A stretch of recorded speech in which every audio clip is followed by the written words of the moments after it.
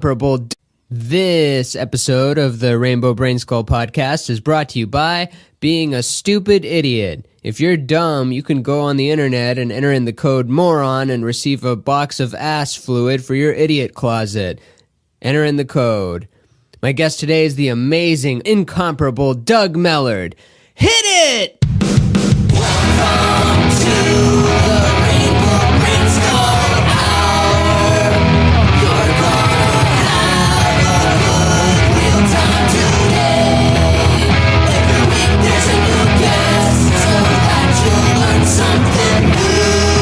'Cause that's all that we're here to do. I kind of want all of the things. I want all the things too. Now we've started because I just realized I asked you a perfect question. The question I just asked you was, what do you want? I want you. You got me. Now what do you want? Now that you're tired of me. This podcast gets really awkward. That's how I like it. Yeah. But yeah, we want it all. We're all, not all of us, but I find many of us talented people are splintered in so many different directions, our attention fragmented everywhere, and then frustrated that we can't get anything, and knowing that, well, if I just focused a little bit more on this, I could figure it out. But the world is rocking back and forth and changing. And, that sounds like a complaint, but I think it's a true frustration, regardless of I think it's how we're dealing with it. I think you're always going for all of the things, so that, like you're saying, your focus is just always shifting. So you'll concentrate on a little nugget over to your left, and you work real hard, and then you start. If it's not instantly big, like, which generally nothing can be, like, then you're like, well, maybe this isn't the thing. Maybe it's this thing over here to the right, and then you go over to the thing on the right. And sometimes you just never finish any of the things. Yeah, I think people are afraid of releasing, a short film, a podcast, a song, an image, and anything in fear of, oh no, it's going to get 12 likes, or oh no, it's going to get 200 views instead of 1 million, or it'll get the views, but then it won't generate income if your goal is money, and just all these little fake milestones we attach to the thing instead of just letting the thing go and doing what it does. Right. I think recently that's been the most freeing thing, is that it's still hard to let go of that fear, but at the same time I've done a better job of it, to where I'm like, well, this is what I am having fun with, so I'm just going to do it, and I don't care. I mean, you care what the outcome is, but there's something to just enjoying the process, because that's how we all started stand up and everything else, is like, you're just having fun. And then it starts. Then once you have any tiny bit of a success, then that's when it gets hard. Yeah, and that I always find that fear of that first open mic, we find ourselves not revisiting that. There's so many people that took that leap to doing that first scary open mic, and then from there on fall back into patterns of not writing new material, not trying to go to new places you haven't performed. You're just like, well, I got it. The 3 clubs that I perform at and do this material, and that's who I am. And then wondering why you're forgotten. Yeah. It's a really weird side note, but today I was randomly looking for this old video from a festival that I took of Val Kilmer performing with the Black Lips, and he was setting things on fire, and he had a chainsaw, and I happened to be right backstage because I was supposed to be doing something else, but instead they were like, can you just hang out and watch this for a minute? And I was like, yeah, I'm not gonna go anywhere. And I love the band the Black Lips anyway, and so I'm looking for that video. I found a little bit of it, but not what the fire part, which I really wanted, but I found this whole maybe 200 300 nuggets for jokes that I couldn't figure out at the time, and immediately right away I was like, oh, that's a good, I know what to do with this. Oh, you mean like an old stand-up set during that? Well, it wasn't. It was just a premise here, premise there, and man, it was very exciting to be I've been on a little writing tear anyway, but to just have randomly gifted myself a bunch of like possible material. It was like, yeah. You ever do one of those shows where it's like do your material from your first open mic or one of those things, and then you do it expecting it to be all horrible, and you're like, wait a minute, that one actually had something to it. I was just so not confident and staring at the floor, and I should have put this word at the end, and now it works. It's a perfectly good joke. I didn't know how to do stories back then. I didn't know. There's just so much you don't know. And, you're not confident in all that stuff. So. Like you were my number one when I first started, because you were the first. You already know this, but the listeners don't. But my first open mic, I saw you, Brian Gutman. Who else? Okay, whatever. Just you two are the main remember ones. But you had the announcement of like, this next guy coming to the stage you've seen on Comedy Central. Put your hands together for Doug Mellard. And then it just hits my head like, no way. There's people in Austin, Texas that have been on Comedy Central, and it validated that open mic for me. And you were of the school of like Mitch Hedberg, like the just pure one-liners, which when I started, like that's what I gravitated towards, is just doing the short stuff, because you get the release, and we're both scatterbrains. Like we don't want to tell a big story. I mean, now we can. Yeah, like I still fluctuate between, like there was like a year or two period out here where I started experimenting, because a lot of people were doing more stories. So I have so many stories, and it's weird to me that like people will tell me like, you run into the weirdest stuff. You're like a magnet for it. You do. But I don't talk about any of it. Yeah, only people that are friends with you know of that magnet effect, because it's real. It's like there's no reason you should have been whatever when you were doused with acid and were fighting cops because they were monsters, and or getting chased by the mugger and jumping over the fence, and just it's like calm down a little bit recently, because a lot of it I used to. Well, it was just being younger and dumber, and also there was a part in my brain that like as a comic would think, I know I shouldn't do this, but it's gonna make for a funny story, and then so I would do it to get the story, and then never tell it, mention it on stage. So like it's good for like podcasts and radio and stuff, but then and like now I'm kind of bringing some of that out, but I try to like fluctuate. No matter what I do, like whenever I try to go longer, I still revert back to like, I just enjoy one-liners. Like it's just still fun to me.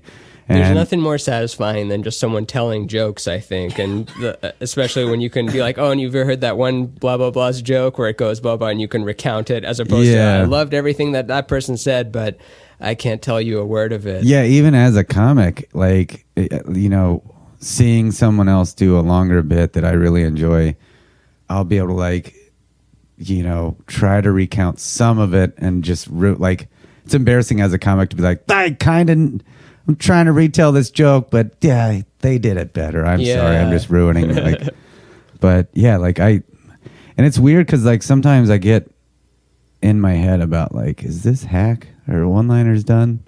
Like, it's easy to think. I think all of it eventually is going to become hack. There's no replacing that, and it wouldn't become hack if you didn't do it and if it wasn't popular, and then the commercials start using it. Like, like such as the phrase, oh, is that a thing? Now, if commercials say, is that a thing? Or awkwardness was very big in the late 2000s, like, and then commercials take over that. I'm not using good examples right now, but it's just something I noticed. Once TV commercials get a hold of that humor trope, it's done. But I don't think the short joke will ever be...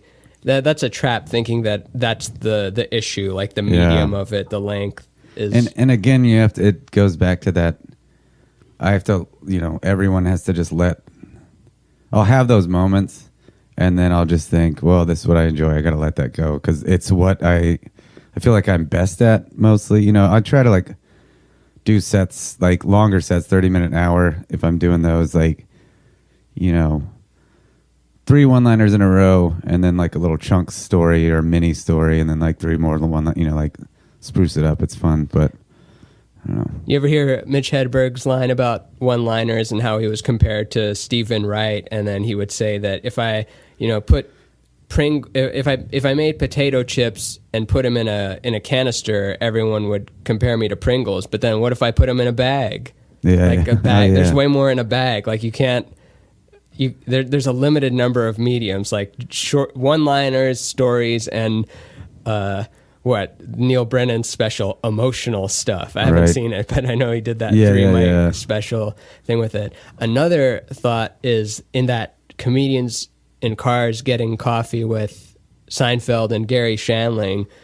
Seinfeld's talking about that one comic that they both admired, and like he had all this material that he never taped, and now it's just gone forever. And Seinfeld's like, all that material, where's it gonna go? And then Gary Shandling's like, your material doesn't have any value other than it's just merely a means of your spirit of expressing yourself in this dimension. And Seinfeld's like, is that it? And then Gary Shandling says, you mean, is that it? Just a means of your spirit expressing yourself? Yes, it is just that. And it's true. The material has nothing to do with it. It's the fact that, because going back, looking at a lot of our material in the 2000s, it doesn't hold up anymore. It just, it was for that time. But what we affected during that time, it was that we were there, and like I don't know, it's showing your spirit, whatever that means, that unique, the you-ness that is you, which is the only game in town now, because you're not going to be cheaper than Amazon. You're not going to be big like Amy Schumer, like these people with just giant machinery pushing them with all the force in the world. The only thing you have access to is you in that moment. Right, and cocaine. Yeah. No, yeah, like it's weird. Like I can even like going back to all that, like there are moments where I will even be watching stand up or being on stage, and I'll think, what, this is all hack. Like I can watch a full show, and they could be like comics that I love, worship, and it does, I'm like, everything's been done. Like we even over text, we're talking about like, you just have to get out of that mindset. And like, I've had like big hitches where for like a month or two, I'm like, no, it's all been done. What are we all doing? Are we just doing this to entertain ourselves? Not only are we egotistical maniacs? And like, I freak out. Like, for one, we are, but not only that, but that song by Bare Naked Ladies, "It's All Been Done," is from the 90s. So the concept of "it's all been done" is like already in the 90s. So we're in a weird space right now for sure. But gotta let it go though. But it's not hack to everyone. It's hack to us being the magicians in the room, knowing how the trick is done. But there's plenty of people whose minds are yet to be... You're a magician? Blown. No, not at all. I know like 4 card tricks, but it all is hinged upon the same technique, which any actual magician knows what I'm doing and that I'm doing it poorly. Yeah, maybe that's the direction to go. Have you been to the Magic Castle before? I have not. It's really cool. I want to do it. They did this one thing that's close-up magic speed round, like where you sit at a table and magicians come by and do their best trick on you for 60 seconds, and then it rotates around. And there were some of those dudes that I was staring at their hand and I couldn't see what they did. They didn't flick it away. It was like they did something that escaped the frame rate of what my eyes could see. Or they're doing deals with the devil, but it's probably just my eyesight. It's probably the devil pact. So let's go back to in the very beginning of the episode, which wasn't that long ago, but you said you wanted to do all of it. I want to like list, I'll go first if you want, but could you list all of it? We know stand-up is one of them, but what are some more things that like you want to have presence in that media that's fragmenting you? Writing, for sure. That's something I'm always like, I gotta think of a new show to present and go pitch around, and I love doing that. But and I love acting. I love being in stuff, but I hate auditions, which is a big problem. Mm-hmm. So like I love auditions, but I don't like driving to them, parking, the time. Yeah, thing, it sucks a lot of weird time out, like, and most of the time for nothing. You know, you have to do 100 auditions to get, you know, sometimes any feedback. Do you not enjoy the little dance that you have to do? Because I enjoy the little dance in front of the camera. Talk about in my head, like that is sometimes like the last thing I went out for, man, it was just so brutal. Like I'm afraid of it. Like I think block myself from going out because I'm so scared of fake being something in front of, for whatever reason, being on stage telling silly one-liners totally fine. I can fail at an open mic or a big show, and I'm okay with that. But doing that and pretending to be another person, which should be easier. Like I think some of it too, like generally you go out and sometimes you'll see comic buddies in line or whatever for an audition, but a lot of times it's like, oh, these people, they all act and they know what they're doing. Even though I feel like sometimes if it's a more comedic role, I'm like, oh, I know how to get this, like, you know, but I cannot get out of my own head. Like it's like, just give me the part. I'll nail it. just trust me on this, which is not how, you know, Robert Downey Jr. has to take, you know, auditions. But yeah, that's a big one where like, I would love to be in. It's weird that I try to like go out for writing, like doing writing things more than acting when I would enjoy that more than the writing. You'd enjoy being the actor more, yes, but you can't get over the audition part. I cannot get past the fear. What it's happened? So how does that fear manifest when you're actually there in front of those, you know, demons?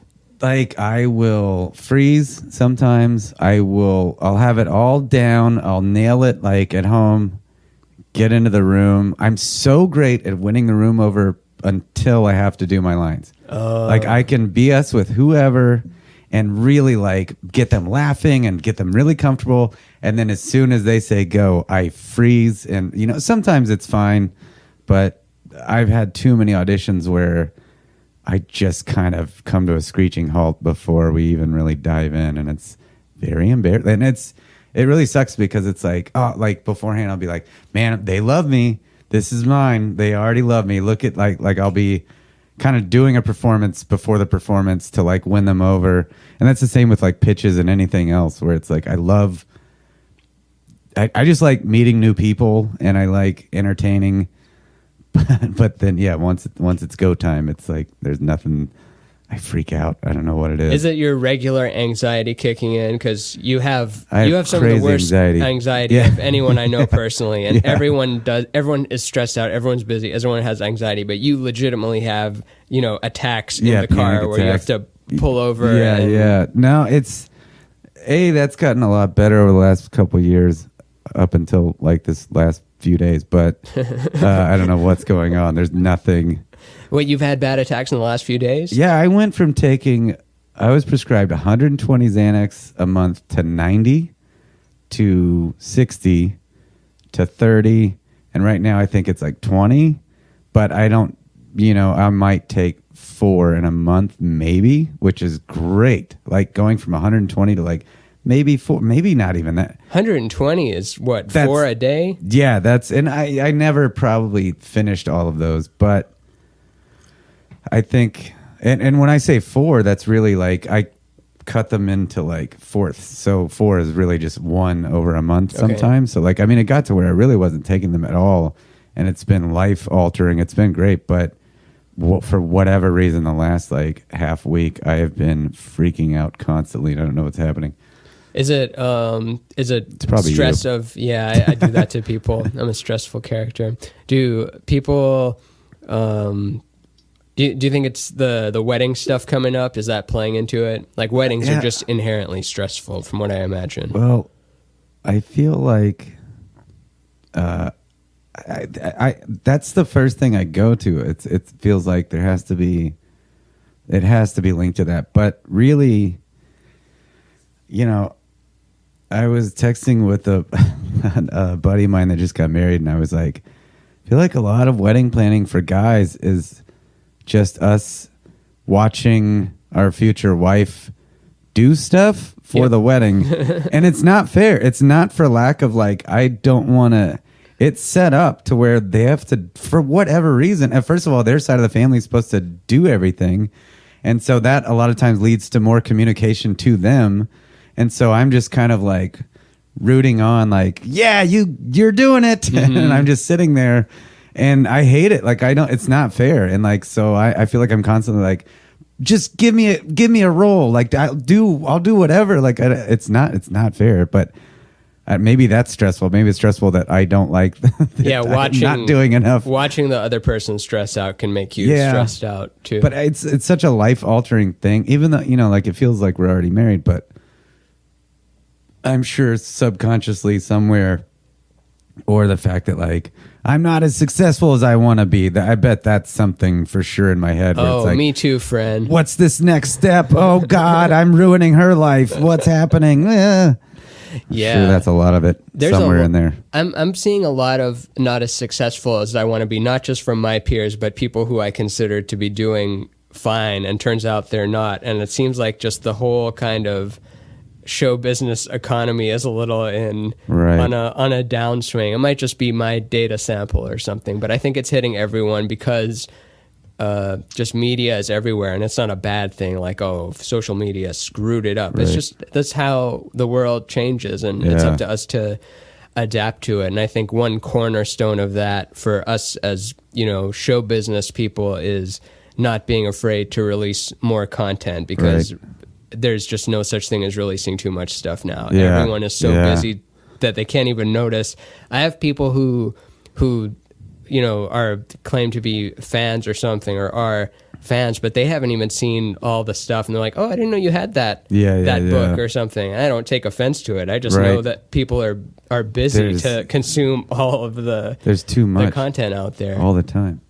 Oh, what are you looking for? Oh, I felt a weird noise. Oh, yeah. Penny's in the room with us. The luckiest Penny on Instagram. Who, speaking of success. Yeah, Penny's the most successful social media presence in this whole room. It's the luckiest Penny on Instagram. And they dress her up, and she actually loves it. And she stays in poses for minutes and is a natural star. And for the record, she enjoys it. A lot of people give us flack and say, you're torturing your dog, but she loves it. She loves it. Yeah, I've bear witness to it. She loves the attention. So my fiance Flynn will start. It's almost like once she starts getting ready to pose Penny in something, she goes to this little area that she has blocked off. Once Penny starts seeing the props coming out, she knows it's go time. Yeah. And she starts wagging her tail, and she'll go over and just sit in the corner and wait for mom to be ready. It's so weird. She's the best. She nails auditions. She's good at it. Maybe I should. We could learn a lot from her. Right. Yeah. So, going back to that list. So you'd want to be like writing and acting and stuff more, and stand up. So that's like that's the general package. I think like a lot of people can end up doing that. It's just you want to do more of it. Yeah. And plus you've got cartoons and music. What's added to that list for you? Yeah, I guess I do. I like visual stuff. I like making the animations and cartoons. I like audio. I like interviewing people. Like I'm in one right now. I'm literally inside a content that I'm making right now that gets released, and it's an episode. I believe this is episode 15. It has a little image that goes with it. It's a content. Yeah. It's like we're in it right now, and I think that's cool. By the way, I got so geeked out on the way here because like, oh, he's got to draw me for this, and I got so excited because you're going to be a good one. You got the good hair for it, and I get to draw some facial hair. What sucks is when people don't have facial hair or glasses or anything, and it's like, oh, geez, because of that style of it. But I like both. I don't think everything has to become a piece of content, but I'm much more about figuring out how can I release that as a book, as a bit, as a something, rather than just I'm just in the moment, man. I'm just happy being in the moment. I'm not happy being in the moment at all. I want to be financially okay. I don't need $1 billion or even $1 million, but I'd like to be above that number in which, when they say happiness, people generally who make over $75,000 a year, like they're not any happier than people that make $1 million. And I'm thinking like, great, how do we get to that? How do we get to that level where we're happy and not worrying about bills, or if your car breaks down, that just ruins your whole month, that sort of thing. So I'm all about, I love self-help books and money books, things like that. Something I've noticed a theme across all of them is it's all about mindset, and you're either born with lots of money or you change your mindset and then you start attracting it. There's no other option where you keep that shitty attitude and then start making money. The world just doesn't care about you enough to do that. Or maybe it's Maybelline. No, yeah, it's like, again, like going, I think a big problem with it's letting go on so many levels, where trying to this constant, I have to be successful or I have to make this amount of money.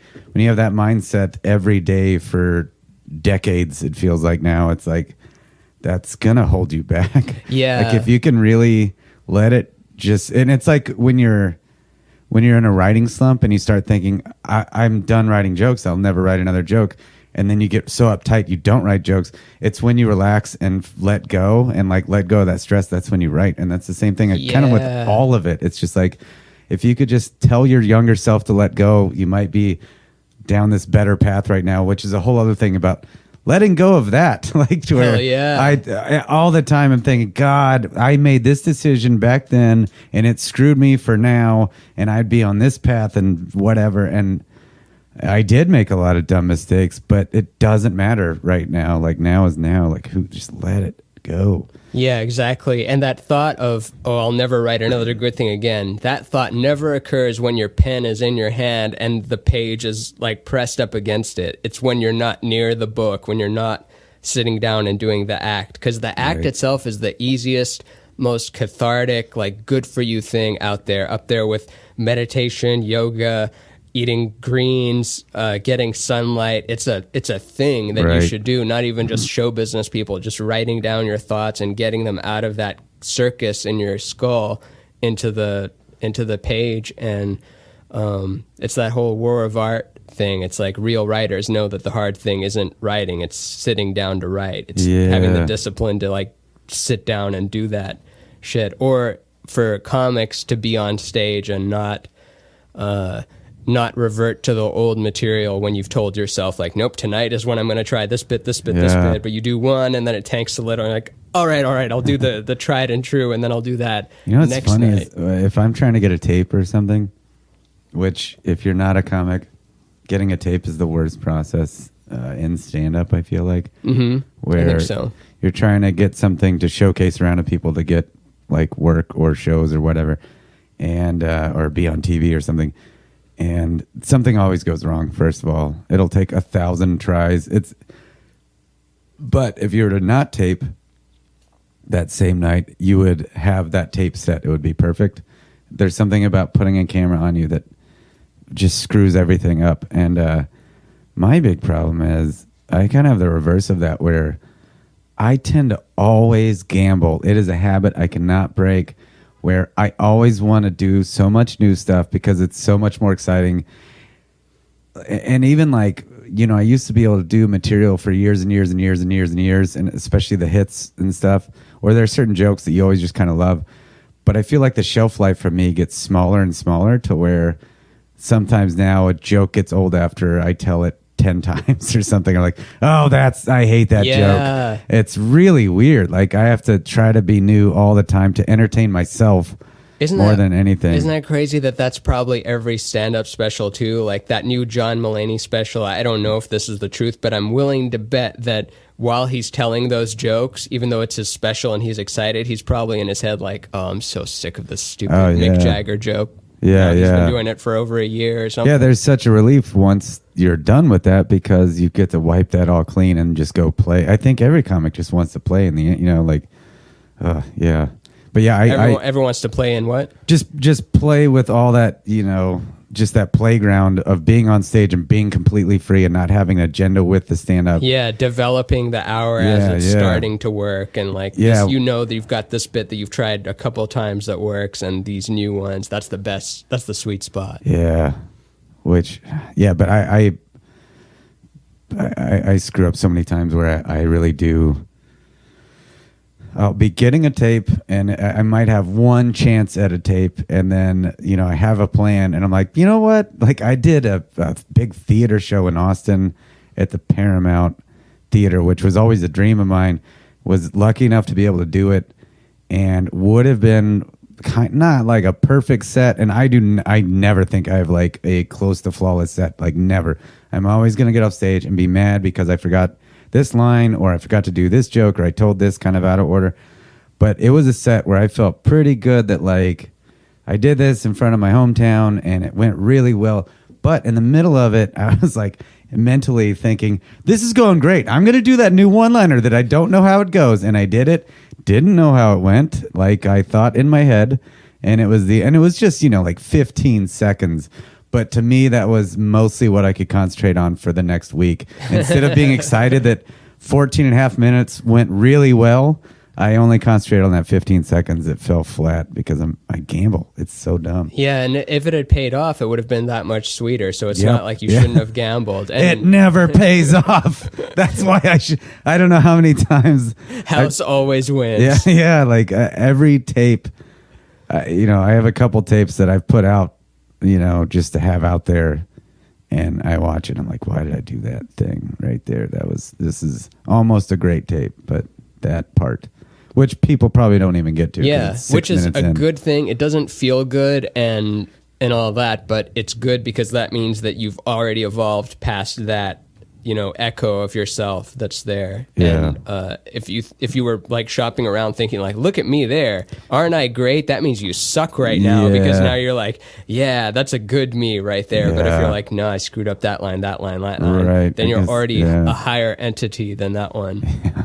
And it's a tough thing to, have. It's this balance of, confidence and humility.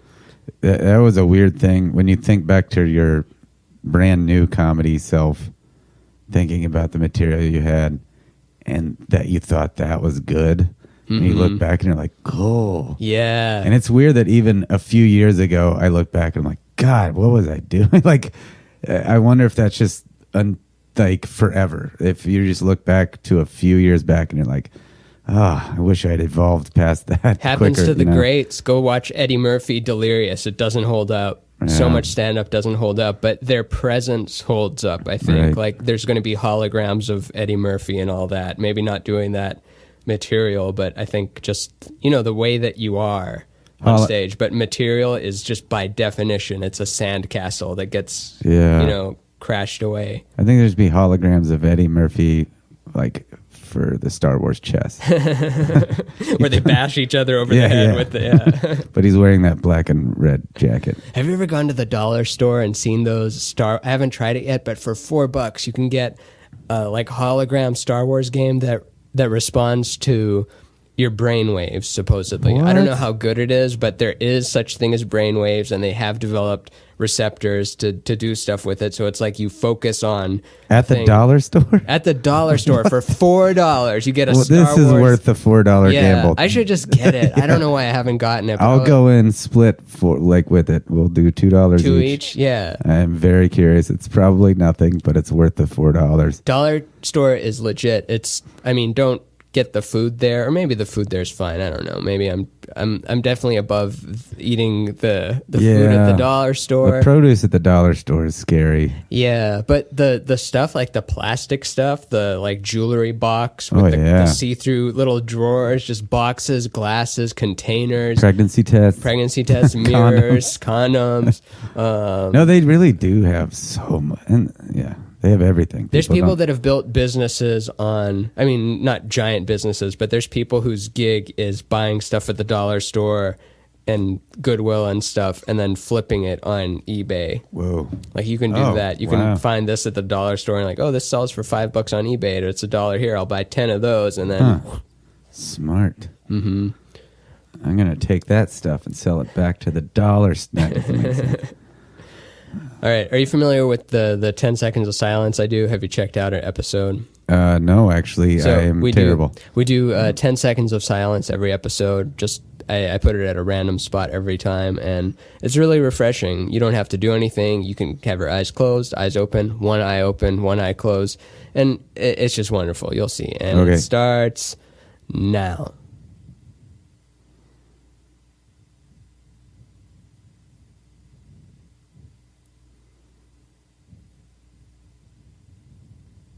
Oh, yeah. That was some good silence. I think I say that after everyone. I'm the Kool-Aid man with silence, but it's not a, oh, yeah. It's, oh, yeah. Got back in the silence. So, yeah.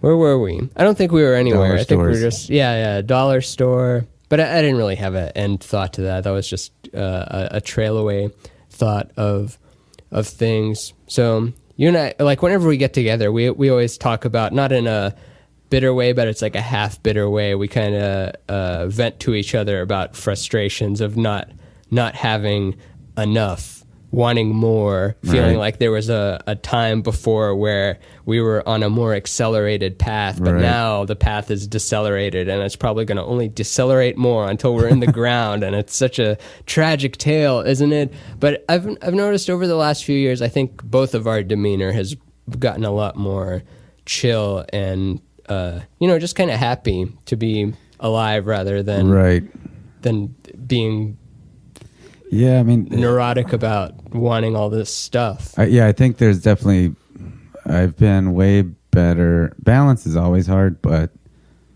I've been way better about, like, I was so focused on stand up for so long.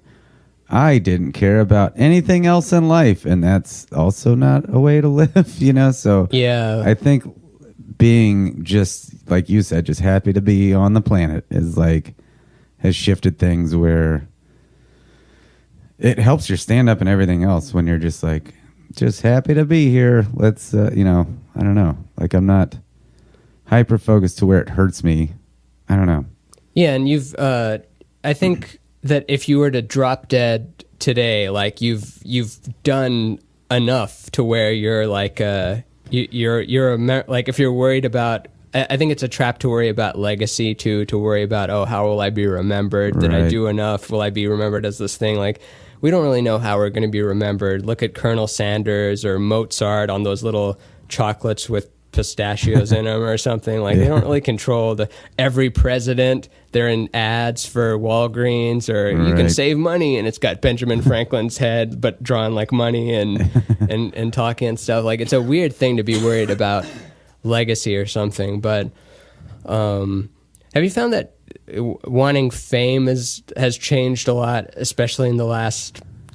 You can't be famous 90s style anymore, and it seems like being famous is not a good gig anymore.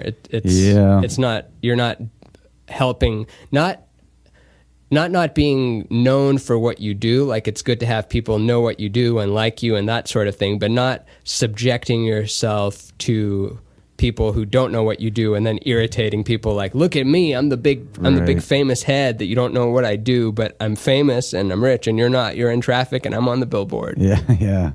It seems like that's not a good thing to be.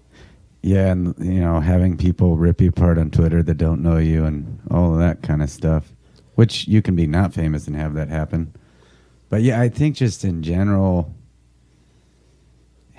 like it feels like the older you get, you kind of care about that less and less for many reasons, I guess. It's like the same thing of just happy to be here. Yeah. Like, and like, I feel like, I'm still very frustrated. I'd like to be on another level, but at the same time, like, I try to, and I have moments, and it's, cyclical and stuff where you get frustrated and you get angry, but I try overall more now to just be happy that I'm a part of it, I guess. And like you're saying, it's like, yeah, I've done some fun stuff. And you look back, like the other day I was looking for, I don't know what I was looking for, but I can't even talk about it because it's a present for Flint. But I was searching for something for her for a little project thingy, and I had to like go through her photos for it. That much she knows. And I was just looking, and I was like, God, like all these weird experiences her and I have had over the years. And then like the Val Kilmer story that launched 1,000 other stories in my head, this afternoon. And it's just like, oh man, it's all pretty, it's all bonus. This is all. Yeah. You've done more than someone, let's say 100 years ago, like an upper echelon person 100 years ago did. And they're like the way that we all live better than a king did 200 years ago, just by having electricity and clean water. And, that's a weird thing to think about. Food and like, it's. Fuck you, king. Yeah, exactly. Entertainment wise, we're oversaturated with. Imagine telling Kid You that you can have access to any album you want ever at like in a little rectangle that you hold in the palm of your hand that pulls it out of the air, and you don't even have to understand how it pulls it out of the air. It just not to mention porn. Oh yeah, we've all like desensitized ourselves and then some, and now are like kind of standing in the aftermath of it. You can watch porn at a stoplight. Well, and like the nerd in me, I think about this all the time, but and this isn't quite as along the same lines as the King thing, but I was such a comic book nerd as a kid, and I remember my older brother and I for hours I can't remember what magazine it was, but in the back it would have news about possible movies and where the rights were to all these films for superheroes, but none of that stuff ever got made, and if it did at the time, it'd be terrible. You know, there's a bad Punisher movie and a bad Captain America. But now all those Spider-Man, right? Spider-Man when they turned before, it around. Right, yeah, kind of, yeah, way like 10 years before that. And now all of those things are happening. And it's weird because, you know, I'm turning 39 in a week, and my brother, so he would be 43, and we will geek out over those movies like we were those little kids. And it's like, if we could go back and if we could be kids now with these movies, like, oh, my mind would explode. And the toys that they have, the toys look real now instead of like just kind of similar to it. You can that kid inside of you, like, we're always that kind of like, you don't feel 39. I bet you probably still feel like you did when you were 8. You're still just the you inside of there, like, what is all this crap? And then all of a sudden you wake up, you're at this age and you have these memories, so it makes sense, but it doesn't make sense because how did the time just do that? You have days for sure where you feel older, and then, but I think there's definitely something to keeping that, as corny as it is, like keeping that spirit alive that helps with your stand-up and just enjoying life, where it's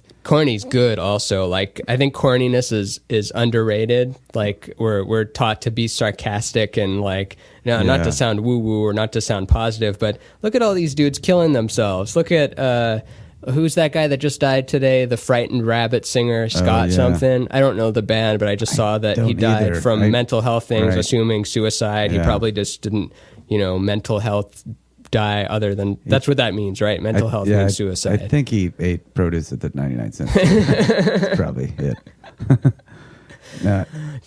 No, actually, it's not too soon anymore. What could be too soon now? Oh, God, that's a great point. Yeah, we were just talking, me and Rick Wood were talking on the last episode about just Marilyn Manson, and like no one would care about that today. Nothing's shocking like that today. Nothing can shock people. It's over. Party's over. Yeah, it's weird. Even like watching some horror movies, I get bored with like intense horror. Yeah. Like, I've seen crazier. It's weird. It's just like that. There's still new perspectives though. Like Get Out was entertaining and it was really good. I like that Quiet Place movie too. That was fun. Oh, which one Get is Out for sure. Is that the one with John Krasinski? Yeah. I haven't seen it yet, but it's good. It's fun. It's like, it's different. Not like Get Out was like a whole other thing, like evolutionary, or revolutionary.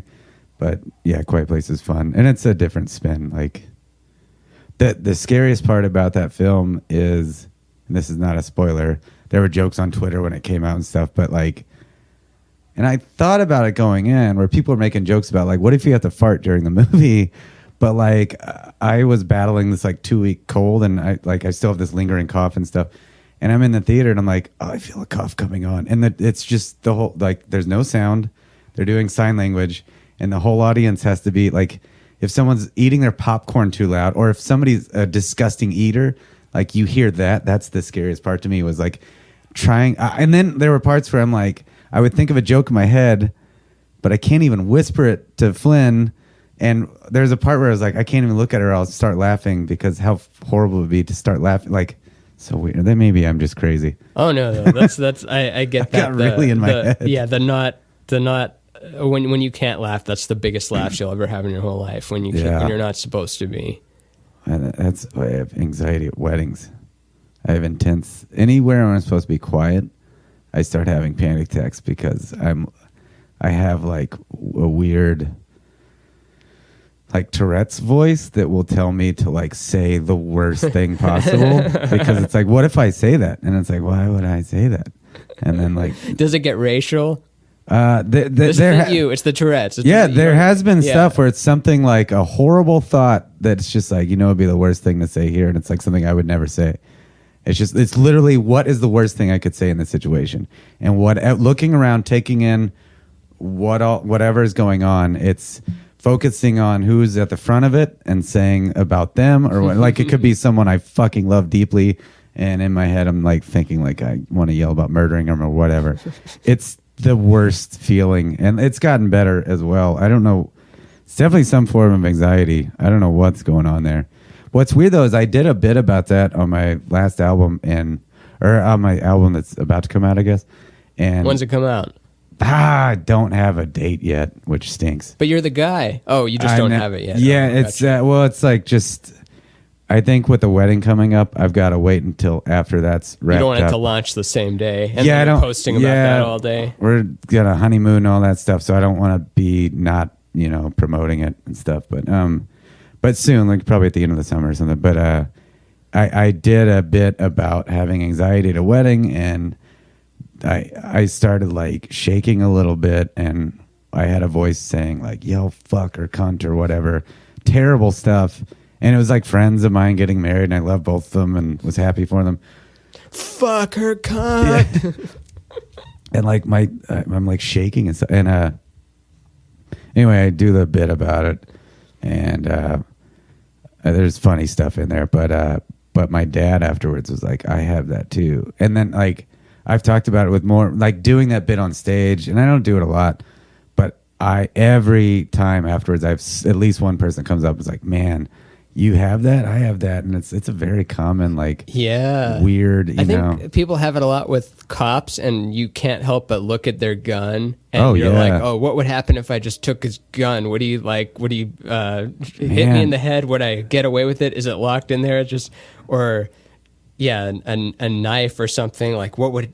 Garbage disposals are bad. It's like, what would happen if my hand went in the garbage? No, not in the garbage disposal. Right. And you're simulating it in your head, like you're giving it the thought. Or like being close to a ledge. Like, what if I just jump off this ledge? Like, why would I do that? What if I push this person off that ledge? Yeah. And you're not actually thinking of doing it, and there's no reason you'd ever lose motor control and do it. But it's a little scenario that plays out in the movie theater of your head. So you were talking about promoting the album. Here's what I think we should all do. We need to find a way to stop time and get all our resources taken care of, and then no more promoting anything ever, and then people can just find the stuff freely because isn't promotion exhausting? Like, it's the worst. It's I'm writing about this thing again, and what if someone already saw it, and then I'm not hitting the new people that haven't seen it. And even just like comics, when you're on their show, they want you to, post about it on all social media, and mostly... You know who does it good? Golden Hour does it good because they send you a photo to share on stories. So it's like, you don't have to even make the image. All you have to do is share it on the part of the platform that disappears. And I'm like, I can do that. But if you're asking me to promote something and you want it to live forever on the feed, like, I can't help you there. I'm sorry. I gotta keep that stupid feed clean. And it's so dumb because it's like, who cares? Like, but I don't know. It feels gross and weird, and just promoting yourself is gross. It doesn't feel natural, or I think a lot of that's why I'm not good at showbiz, is because me and Huntsberger talk. I'm sure you and Huntsberger talk about it a lot too. The fact that so many Austin people aren't, just in general, we don't get as big as people from Chicago or San Francisco, or there's more like industry savvy to those people than to Austin folk. We're so much happier with these bad habits of self-sabotage, not asking for the stuff, not replying to the thing, saying that we're not good, which that's everyone's defeating themselves in their head. But I think specifically there's something about Austin, Texas that doesn't drive professional. I have no business sense. Like, and when money's in front of me, like good money for something, I get scared. I'm like, oh man, we're here? I don't want to be here. I just want to go back to where I was working on this for free and having fun. Failure of success. Yeah, it's just as big as failure, or fear of success just as big as fear as failure. Well, it's not even that. It's just like, I don't know. Like, just once the idea of it being in front of you, it feels unnatural. Or I don't know what not like selling out even. It's just like a weird like, man, this is real. Like I was, just playing, and now I can't really put it into words. Like I don't have that specifically. I'm actually fascinated by that because I get really happy when there's money involved. But well, no, I mean, like I guess it is. I guess it depends on like how, like if you're dealing with contracts or this or that, where it's like you want to speed past, like because you're like, what if I screw this contract up or this or that? Like it's like I just want to be making this stuff. I don't want to think about, how much money I should be making. I don't know. It's yeah, weird. the business part sucks. It's really terrible. But you have to.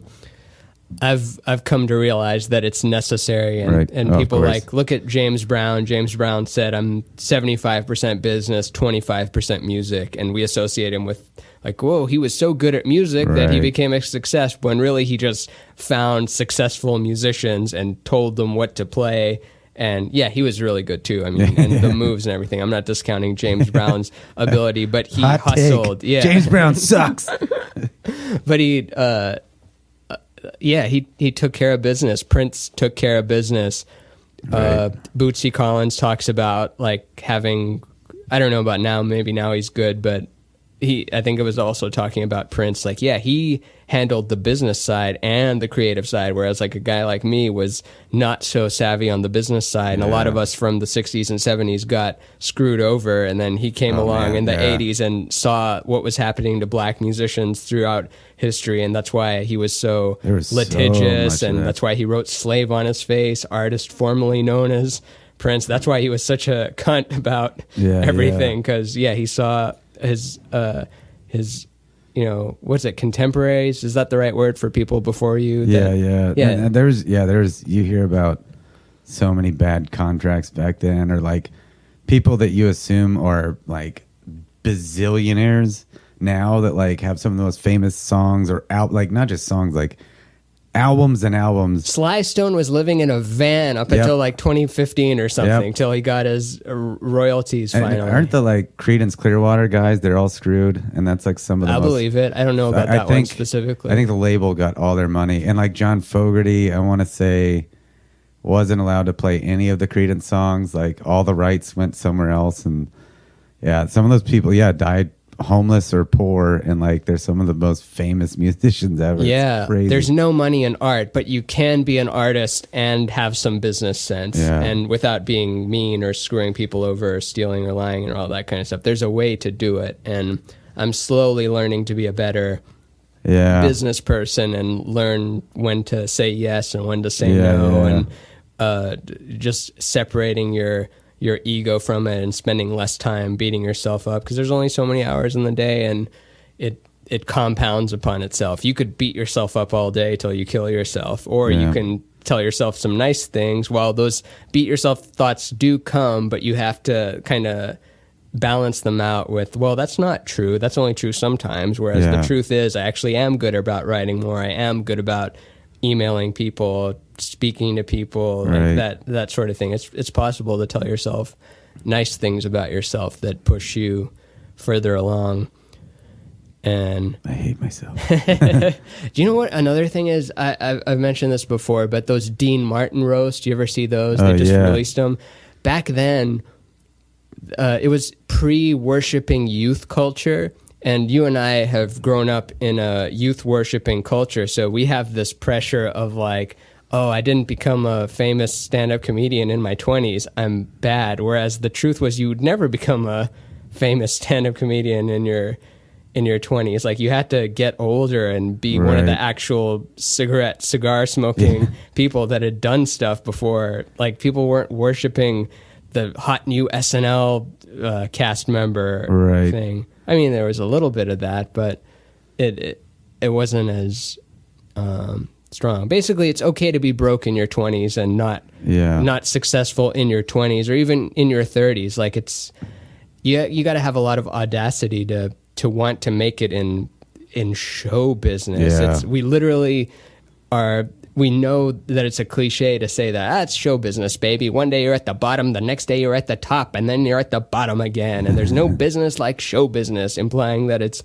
unfair game. So we go into it knowing that it's a more difficult path than if we were to become lawyers or doctors or engineers or something with a carved out path. You have to figure out how you carve that path. It's weird. Flynn's father, my fiance's father, he is a brilliant businessman, and he just entrepreneur, kind of has his hands in a lot of businesses, and he's done very well for himself and all that. But I think he wants to find ways to help me, and I think he gets frustrated that, like, he's this brilliant businessman, but he's like, I don't know what your whole thing like it's like intimidates him, this guy that to me is intimidating, you know. Oh, so he doesn't even have ideas of like, why don't you do blank? It's no, it's not. No, he thinks it's cool that I'm doing what I'm doing, but he wishes he could help. But you know, but he's just like, I don't know. Yeah, it's a different set of rules. There are no rules. Yeah, you know, he's probably brilliant in however he could have mastered 100 different fields, but you're in this other field that has a way different rule set. Like the rules change all the time, or there aren't rules. It's like, you know, yeah. Right now it feels like the Wild West because of the internet and social media, and trying to keep up with all the social media all the time. And it's weird when something new comes up, some new concept on social media, where you're like, kind of take a step back and like, oh, everybody's doing this right now, and then like, should I do that, or is this going to be gone in 2 months? Yeah, and a lot of times, do it if it feels right. If it doesn't feel right, I say don't do it. If you're not feeling Instagram stories or Snapchat, don't do it, because Snapchat had its audience cut in half when Instagram jacked its feature, and they're really smart about that. Actually, Facebook was really smart to buy Instagram for $2 billion when it was only 50 people, and they were really smart to jack Snapchat's feature because they saw MySpace, Friendster, all those other things tank, and they recognize that they're not going to stay. No one even really uses Facebook anymore. It's for older people. Kids don't get on Facebook, and kids don't want to be where their parents are. So whatever platform parents are on, or if you're just a young person and then you become a parent, then that offspring isn't going to want to be on that platform. It's just how it goes. I've definitely had some moments where I've had to ask a friend's teenage daughter, like, how do I do this on social media? And it feels so weird. I'm like, I'm old. Or I can ask her mom, because she has to learn all that stuff to like protect the kids and whatnot. But yeah, and it's the first, as far as I know, it's the first time in history it's like that. Before, young people didn't know shit. You had to become an apprentice, a squire. You had to learn from the old people, and then eventually you taught the young people, and that's how it went. And I think just with computers, that's flipped it on its head, where kids are better at touch screens, and they play with it more. We're afraid to click on the stuff. And I mean, not we, but people are our age or something. Like it's don't be afraid to download new apps, like especially if it's free. Like, just look at what's on the top 10 list, download it, look at it, see what it does. At least just get a feel of what's happening in the world. But also, we're trying to not spend so much time on our phones, and like you said, it is fleeting. Remember Vine? How Vine was the most important thing for 6 months, and now Vine went out of business. I tried to get into that for like a month, and I hated it. But I was like, you would see, weren't there like kids that retired now? Like they retired from Vine, which was around for like less than a year or whatever. Yeah, I'm sure there are people that made millions and millions of dollars, had book deals and all this stuff, and then have mansions out in Malibu, and that thing doesn't even exist anymore. It's so crazy. But yeah, I remember trying to get into that and being so frustrated and sad, and like I didn't like what I put. It felt so forced because it was forced. It was not, as much as I love one-liners, like I never liked cutting a sketch down. Like that never felt, a sketch, the shorter the better, but not that short, you know, like it never felt right. It's so weird. So glad that's gone. Yeah, and it's, people are afraid that our attention span is going away, but I'm lifting this from, who is this? I think this is a Gary Vaynerchuk line, but how people are going to wait in line to see the new Star Wars if it's 5 hours long. Right. And people will also skip a 5-second video if they're not into it. So our attention span is very variable. It's It doesn't. Yeah, it's weird. I do feel like our phones are definitely making us dumber and cutting our. I feel like in college I learned that the average attention span was like 40 minutes or something, 47 or something weird. Where do they even get that though? I don't know. Yeah, and like, but you had an hour and a half classes, so it's like, what are you doing? But yeah, it's weird. I guess it's just whatever you're into, that's where your focus will be. Like, I liked the new Avengers because I'm a comic book guy, but that's 2.5 hours. But if that was, most other movies, I'd probably be bored. But I've definitely been in a concert where you're so used to like picking up your phone, scamming through for a minute, just scrolling down Twitter, looking at one-liners. And so like it can be at a concert and like after 45 seconds of a song, I'm like, can they play the next song? And it's like, oh God, no, just enjoy this. Like it's so good. Like what's wrong with me? Yeah, we're testing ourselves right now. It's an interesting time where we got all our wishes. We got all the albums and all the movies and everything at our fingertips. Yeah. And I didn't even speak to you to bring you here. I just typed it into the phone, and then we agreed on that. And then so it's like a gateway to real interaction. But when you use it as just other interaction, then you end up really isolated. Right. And not good. It's like we're more connected, but we're less connected, man.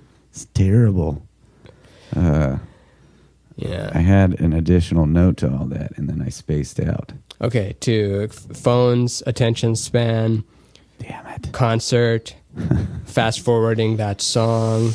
I don't know. Vine. No. Maybe So you and I both started at a time when Facebook was still, or we both started, or you started stand-up before me. I think you were like 4 years before me or something like that. Maybe 5 years before me. Yeah, when did you start? 2007. Yeah, it's weird because I legitimately don't really know when I started. All right, let's say 5 years before. But I was asking you because I'm like, when did I start? I want to know. I want to say 2004 or something. Wasn't there for it. And there was Facebook for college kids. I had a Facebook account because I was one of the first colleges or not one of the first, but before they released it to high school, before there was ads. It was a different platform back then. And there was MySpace that was really big, and there was a MySpace musician account, MySpace comedian account, and we didn't really use it as a place to post content. It was more like where you had your profile and some photos of you and stuff. And most of our comedy was in real life. That's what stand-up was. Then stand-up became more Twitter focused around 2009 or 10 when Twitter started to get big after South by. Twitter was a big failure actually for the first 2 years it was out. No one was using it, and then Twitter got huge after South by. I remember learning of Twitter backstage at Cap City Comedy Club in Austin, Texas, and the manager Chandy explaining it to me, and they had like an account just for the club on a phone, and she explained it to me, and I was like, what? This is so dumb. And being so angry that she's like, can you tweet about some shows or some one-liners tonight? And I was like, no. Like, I mean. And now 10 years later, it's still live and kicking. And now the president is the focus of the thing. And sorry, I cut you off. No, I think that was organic. I don't even know where I was going with it. Twitter. Oh yeah, now I remember.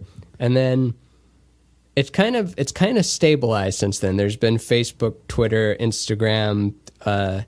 Basically we started doing the stand-up thing before social media, online, constant content putting out thing had really shown its face. And now we're still around during it, and a lot of people are, I guess, in their heads struggling with the idea of not putting out enough stuff and not being relevant. And it's kind of weird that I feel like I've been doing that Trash Talk series that you were on where I just interview people on piles of garbage around to Los Angeles, and it was like scary for me to do it because I do it so cheaply and crappily, but it's so fun and stupid. That's to me. The point. Yeah, it's literally talking on piles of garbage and old furniture. It was finally like because I've been burnt enough times where I'm trying to collaborate with someone about filming a sketch and it just gets stuck somewhere and it never goes anywhere, and it's like it's so frustrating when you feel like, oh, this is a great thing I just made and it's never out there. And like So it's been really nice to film, but it's weird. Like, as much as people are always tweeting, posting stories, I feel like everyone's generally kind of afraid to post little dumb things like that they really actually enjoy.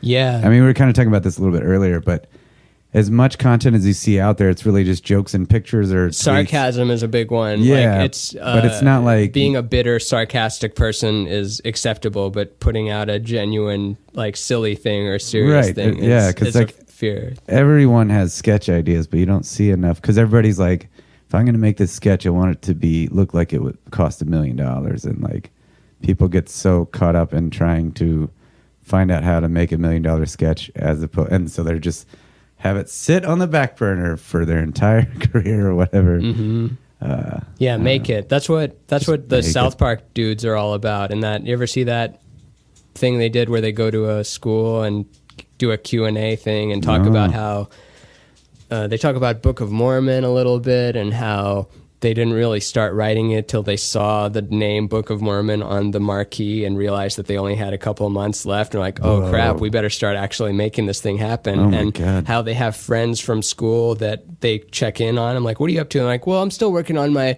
animation thesis. And they've spent like 3 years working on a 10-minute short trying to get it perfect. Yeah. Meanwhile, they put out an episode every week, afraid that it's going to be terrible. But South Park's really good. It holds up. If you go back, look, just spin the wheel, like go to season 15, just pick a random episode. It's still good. I mean, if you're into South Park and that type of crude, silly humor and stuff, I get it that some people hate that type of humor, but if you're into that kind of thing, it's a good that type of thing. Right. And I recently went down a wormhole watching the first episode, like first season. Like it just came South on. Park, yeah. Yeah, like after something on Hulu, it just put that on, and I was like, oh my God, it's so good still. Yeah, it's so punk rock. Yeah. You feel like it's just a couple of guys trying to make each other laugh, which that's kind of exactly what we were just talking. Yeah, like just make yourself laugh and your friends laugh. And I mean, like we had a buddy, Andy Ritchie, pass away, who was like just so comedically gifted. He's so funny. And that was a weird thing, is like after he passed away, just going back, I was so glad I wish he had released so much more stuff that, and some of it at his memorial, they played like the Tornado Chasers film. Like they played all these just dumb sketches that he made. And it turns out like that's not the only thing we remember him by, of course, but it's like a big part of like why. I still will go back and watch some of that stuff, and it's like, how did you describe it earlier about like what Gary Shandling said about? It's what is it? It's a means for your spirit to express itself through this. Yeah, like those sketches were Andy and are Andy, and it's like, I don't know. In the end, I think that's what we should all. Again, going back to like just let go and just let go, let God. No, let go and just put it out, put whatever out there. Because like, I don't know, if we were to drop dead right now, people around us, would watch all, like they would seek out any and all of the things that we put out, and like, it's important. It's important, just leaving your imprint behind. It is your legacy, no matter what, on some level. Yeah. Of like, and not even doesn't for you, matter if for everyone else too. Like that Gary Shandling thing. It's not so that he felt good about saying that. Like he gave me that line. It's not like, oh, I gotta get this out there to show my talent. It's just, it's what, I don't know. It's just what makes you feel good, and it's what others will feel good by remembering you, and that's too morbid. It's not. I don't know. Well, they remember you because you made them feel good, and it's not like a power play, that Tornado Chaser sketch or the what's the thing that he, like Brendan Walsh was telling the story about him doing, what was it, a clown bit or something, and he's doing basically he did a bit opening for Doug Stanhope where the bit is like not even 3 minutes long, and he's spending an hour getting all the stuff set up for it. And then Stanhope's like, the bit's only 3 minutes long. Like, we're setting up for, like, basically you're being ridiculous by doing this, but he knows that he's being ridiculous by doing it, but it's worth it to him because that's it. And I mean, stuff like the official, his Comedy Central set or the album, like those are wonderful too, but we're bringing up the stuff on the outskirts, goofy the silly little stuff. Yeah, he had just these tiny sketches that were like, and some of them very poorly made. And I still like, there's one where he plays multiple characters and he's kind of in love with them. It's so dumb, but it's the funniest fucking thing. It's so good. Man, I want to go back and rewatch those now. Know, and those aren't things with millions of hits or even thousands of hits. It's things with like 40 hits or whatever. Yeah. But it's mostly like any hits right now. It's like after he passed away, we all were like, hey, you want to come over and watch Candlemouth or whatever, like part 4. Oh my God, that thing is so silly. It's great. Man, it's so surreal. And the effect that, like when Andy died or when LaShonda died or when Monty died or like public people like Prince or David Bowie or Gary Shandling or who else recently, Tom Petty, just so many people, especially the ones we actually knew. Tom Petty died? Oh, yeah. What if I like started crying? This is how I find out. Oh, God. The audio just cuts out. It has this effect on you, like, oh, I'm this fragile, impermanent being, and it's not like you're going to die on your deathbed guaranteed in your hundreds or in your 90s or 80s. It's like you could go soon. You don't know how, and I'm going to actually appreciate this and not spend so much time, doing things that I don't enjoy or that aren't helping things. Like, I'm not going to just mindlessly scroll through social media. I'm going to get up early, do the thing that I want to do and help people and be that. And then it fades. Like, it's still, even after we get that lesson over and over and over again, after all the tears and everything, we forget the lesson. You fall back into bad habits. And you have to keep and that's what I'm obsessed with. That's what I'm doing this podcast about. And that's why I like to ask those questions of like, what do you want to do? What are you trying to do? What are you frustrated with? I really like after Andy passed and I had another friend pass, and I kind of went through like a bad spell of it just made me more depressed. I have depression issues and anxiety issues and all that. But I think overall since then, it definitely has helped with, putting stuff out there and not caring as much because it's, who cares? Like you could be dead tomorrow. So just be you, be the best version you can be and all that. So yeah, like you're right. Like, I feel like losing people helped learn lessons, but I do fall back into these bad habits. But I think overall, though, I think it's helped me relax a lot. Just knowing, I feel like anytime you lose people, like that hole is always kind of floating around. There's like this presence of this emptiness, Yeah, and so that's a good way of putting it. Yeah, so it's like it's contradictory, but presence of the emptiness. So like you just feel this hole in your heart, and even if they come up in a blip in your head, like it's even I put something up on or Flynn put up something on the wall of his to like as a reminder every day, and it was like so that we would both, as we're leaving anytime, go and like see that and refocus with that lesson. Cool, but it just becomes part of the wall, like you walk past it after a while, and then you it's and that's not saying anything like it's no, it's human nature. We just acclimate, like these drawings that I have on my wall, which were supposed to be reminders to myself, become part of the wall to where it doesn't, it can't have that effect anymore. Right. No matter how good the saying is. Like, we could look at ancient Chinese proverbs all day and they're all true, and we know that they're all true, but we don't, it doesn't hit you right, which is why oftentimes these new contemporary artists that write self-help books and say fuck and like speak with a very loose language end up being really successful, because it's like, yeah, they're right, they're speaking in a new way that's actually getting to me, whereas it's just funny, even you saying like the Chinese proverbs, where you might wake up and early on in the day you see, people will post like little quotes to motivate you, and I laugh at all that stuff. But like sometimes you will actually see one where like, that's a great quote. Oh my God, wow, that really put everything into perspective today. And then you scroll down to the next thing and it's like, fart joke. And you like forget this big lesson you learned 10 seconds ago. Like, it's crazy. Like, we're just buried with so much.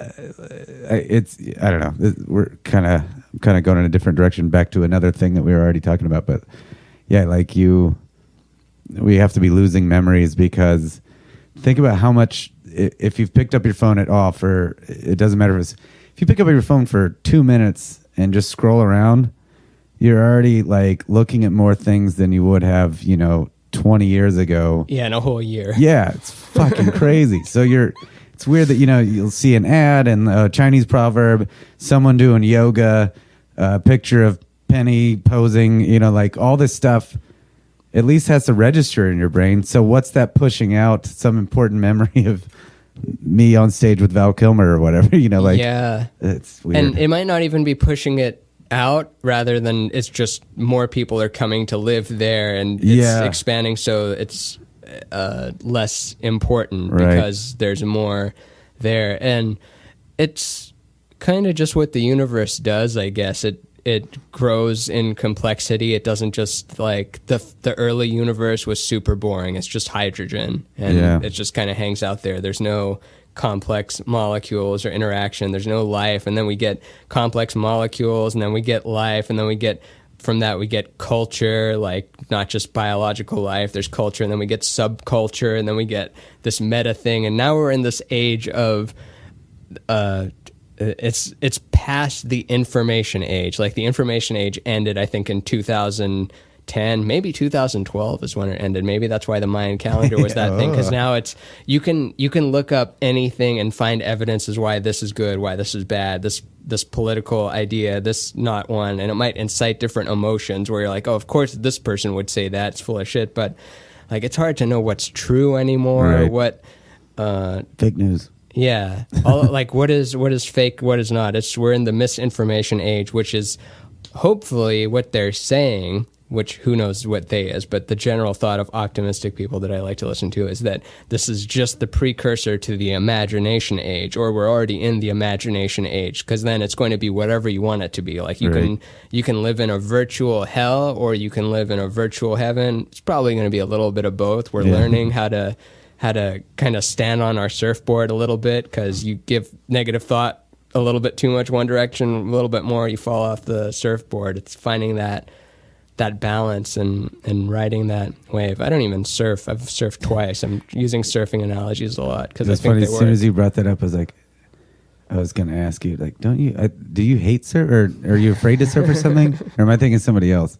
No, I like it. I just don't get up early enough to go and do that, and it's been a little cold, but I'd love to go try it again. I've only done it on the big like 12-foot boards or 10-foot boards, not that 6'1", but I did all right on it. I could stand up. I rode it till I hit the sand, and when you catch a wave, it's like the most. I always equate it to Avatar, where they get connected to the horse or whatever, their flying dragon thingy, where it's like you're one with the universe when you're on a wave. It's like there's nothing like it. But I'm so afraid of sharks that me and my buddy Jason Knuckles went out.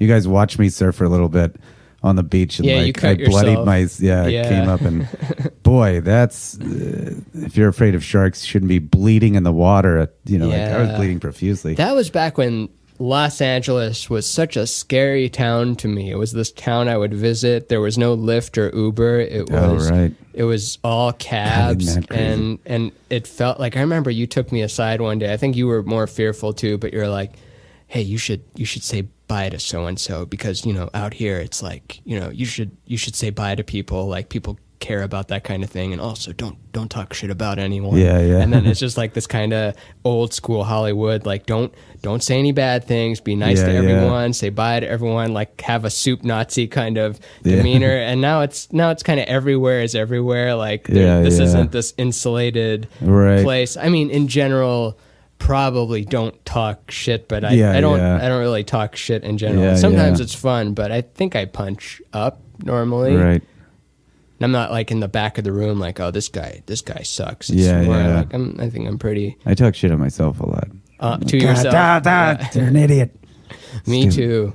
I wonder, like, if we could just see it on paper, because there's not enough time to write it down, but imagine if you could just look at if you had an hour at the end of every day to look at all your thoughts and be like, okay, I'm berating myself there. I was nice to myself there and there. How do I balance that ratio, seeing as there's a set number of thoughts that manifest during the day, because they're happening right now. Like, we can't stop it from coming, and that's what stop it from coming. That's what meditation's all about. It's not about stopping your thoughts. There's that Sadhguru quote I like where people ask him, how do I stop my thoughts, and do you have a meditation to like calm my thoughts? And he's like, oh, I've got a meditation that makes your kidneys stop. Do you want that one? They're like, no, of course not. I've got a meditation that makes your heart stop. Do you want that one? Like, no. Why do you want a meditation that makes your mind stop? The mind is like a perfectly good organ. It's a perfectly good tool doing what it's supposed to do. Your heart's always beating. Your mind's always going. Your kidney's doing whatever the kidney does all the time. But it's a flawed way of thinking that we want it to stop. It's like, how do we take our actual self, which is not our thoughts, which is the awareness behind those thoughts, and separate ourselves from it so that we're watching the thoughts go, and sometimes even walking away from that river entirely and just looking at the stars or whatever cool stuff, or looking at nothing, or looking at everything in our awareness. I found as I get older and living in LA, where we live like a block off of Sunset, so and our apartment, we're on a corner and the dumpster's right outside the window. So it's weird that we've gotten used to people like multiple times a night ruffling through the garbage, and like, sirens going by, helicopters. There's a children's hospital not too far, so there's a lot of helicopters going to that, and like all that noise. My favorite thing, like over the years when I go back to visit my parents in Texas or whatever, I like to just sit in the backyard and listen to nothing. Yeah, silence is so awesome. underappreciated, and you don't notice it until it's gone. Yeah, like, and at my bachelor party, I had an Austin bachelor party I didn't want to make people travel, and I was already going to be there, and my brother like put everything together, and I think probably stressed out about a lot of it. Just I was worried he wasn't having as much fun because he wanted me to be having the best time, and it's so crazy. I'm working on a bit about how much you can learn by how your friends ask, or how people in general ask about your bachelor party. There'll be people like, "Did you go fishing?" or like, like go do something. And then there are people like, "Strip clubs. You go to strip clubs?" And like, I'm not a big strip club guy, so like at this point in my life, I'm just like, I just want to be with my friends. That's all that matters. So we went to like one bar, and but there's people like, everybody get laid, and it's just like, and then it's like it'll go deeper, like, everybody murder someone. It's like, what is going on with you, dude? But there, anyway, the whole point of bringing that up was there was a moment where we really just hung out at my brother's house for hours and hours, and then we were gonna we were playing video games, like we were just drinking and playing video games, and I could not have had more fun. Like, these are all some of my favorite people, and we're gonna do one with like you and everybody else out here. Yeah. But we're gonna do like a mixed bachelorette party out here. But it's just getting groups of people together that you love and hanging out. And there was a moment where we were like, we have to go to a bar. We got to do something. We got to leave the house. So like, just in the spirit of it, so we go to one bar. But right as we're finally gonna make the move, and it's hard to like, herd people, like people are in different little pockets of the house and stuff. Right as we're finally going to make the move, it starts pouring rain. And my brother, I think, was kind of stressed out of like, oh man, it's raining, it's screwing. Like, he's, like, guys, like trying to get everybody's attention. Like, we can do a lift or this or that, or we can wait it out or whatever, or we can, just, brave it and just walk in the rain. And, cause the bar was right around the corner, and I like disappeared. I was just sitting on the porch and just watching the rain, and could not have had it. I was with my buddy Michael. We were both just like enjoying the rain. Yeah. And it was like, this is the best bachelor party ever. I'm watching rain and not going to the thing is underrated. Yeah. It was like a really like Zen moment. It was cool. Like, My brother, I could tell, like, hey man, we're gonna go. I'm like, hey, it's cool, man. Is he a big doer? Like, yeah, I like think schedule guy? No, not really. Like, just for that night. I think he just wanted to make sure I was, you know, he knew activities. Like, he wanted to be in charge of that stuff, which is very nice. But it's weird that, like, you get to an age and you're just like, I just want to enjoy this by doing nothing. I love it. Like, whenever we go to Flynn's parents' house in Santa Fe, it's the same thing where they have a porch that just overlooks mountains, and we can just sit out there and not talk and just listen to the wind. Oh, it's the best. It's just triggering the memory of being at Joshua Tree and, you know, going inside to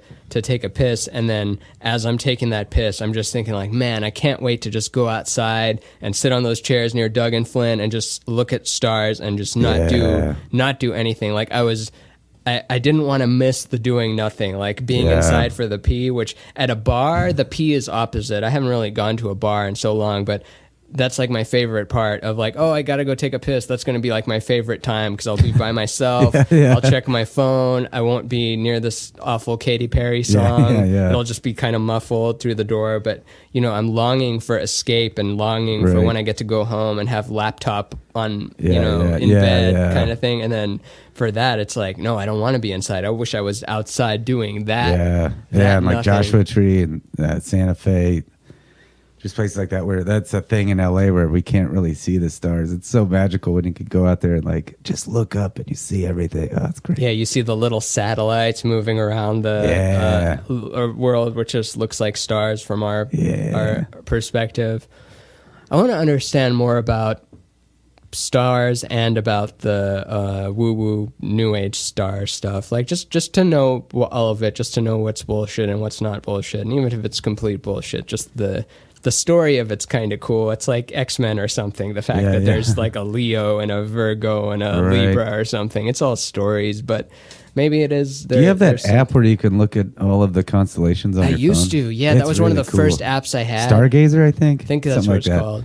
It's so cool. It's like a 360 view of like, if you look down, it's like what would be or what is underneath you at all times. It's so cool.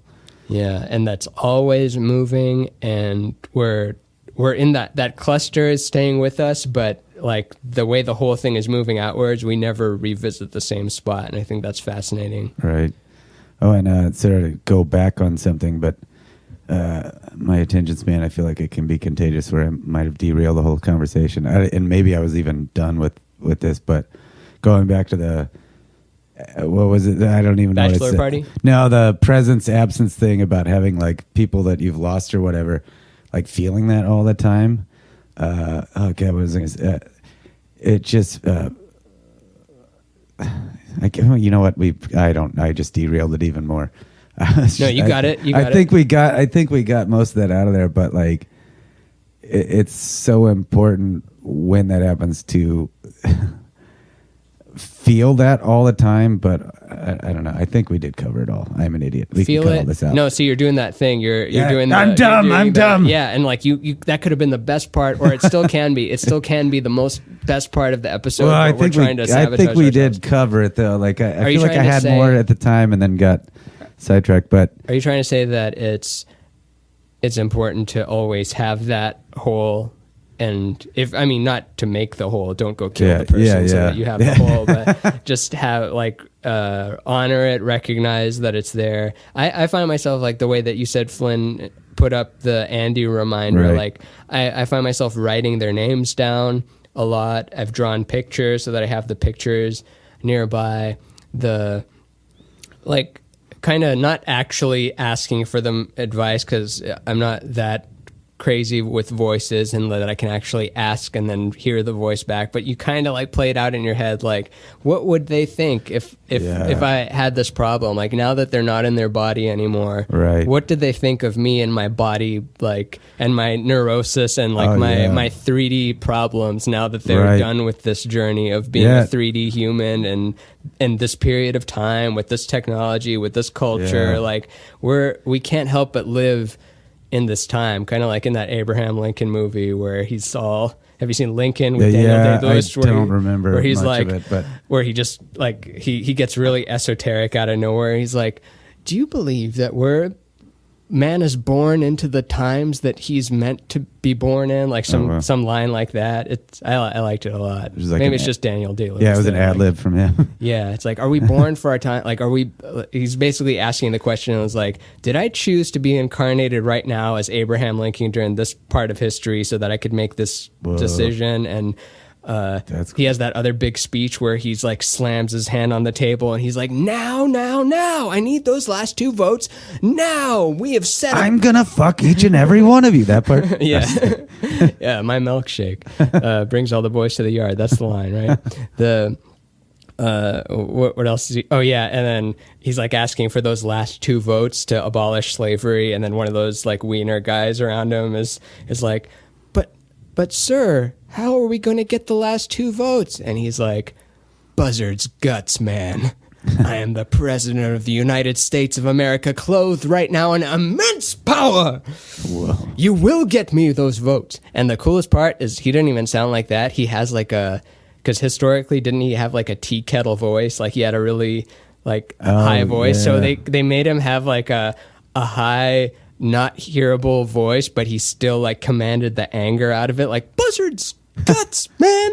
I am the president of the United States, clothed in immense power. Are there recordings of him out there? I don't think so. I don't think we had that yet. Yeah, it's just written down that he had a tea kettle voice. Weird. Yeah, I liked it. But that was just some jerk that wrote that down. Like, I hate Lincoln. He had a little weenie voice.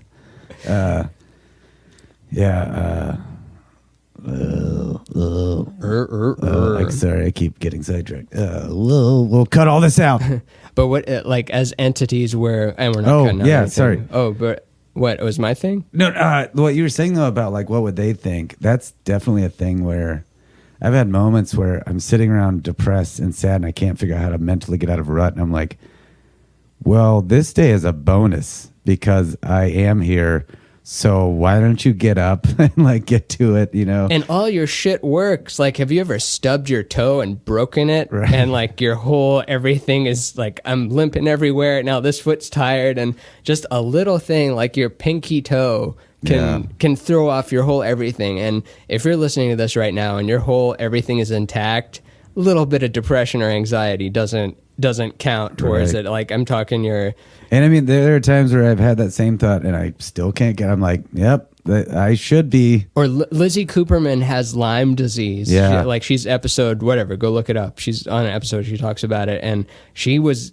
like, her brain stopped her from identifying her hand as her own hand. It was like she didn't see her hand as being part of her. She didn't cut it off or anything or do that, but just the fact that we're in a body and it's doing everything we want, like, it's pretty nuts. Like, how do I tell this hand to lift up or to tell both to do 2 things at different times? And it's nuts. Like, we can't imagine occupying 2 bodies at once, yet we do it with our appendages and with everything else. So that's a gift to just be alive today and to be in a body that works. Just get up and do whatever. Put anything out there is good. Yeah, when you're worried about hitting that submit button on that email or posting it somewhere, then you think, like, what would Andy think of your fear of that? You can actually do that. You should do it. But it's a weird, that can let a lot of anxiety go. And I've had conversations, it's weird. I one time on mushrooms had a conversation with a dead friend through music. It was the craziest. Oh, fascinating. What song, if you remember? It was a beach house song. I can't think of the title for some reason, but it was, I know this sounds kind of crazy, but in the moment it felt very real. We've gone crazier on this program. Yeah, they were like telling me that a friend of mine that lost her life, there was some kind of air of mystery around her death. Like, we still don't 100% know. Laura Byrne, or whatever that thing from Twin Peaks is. Oh, yeah. Laura Palmer. Yeah, we go. Not Laura Byrne, you idiot. Laura Palmer. It was exactly Laura Palmer.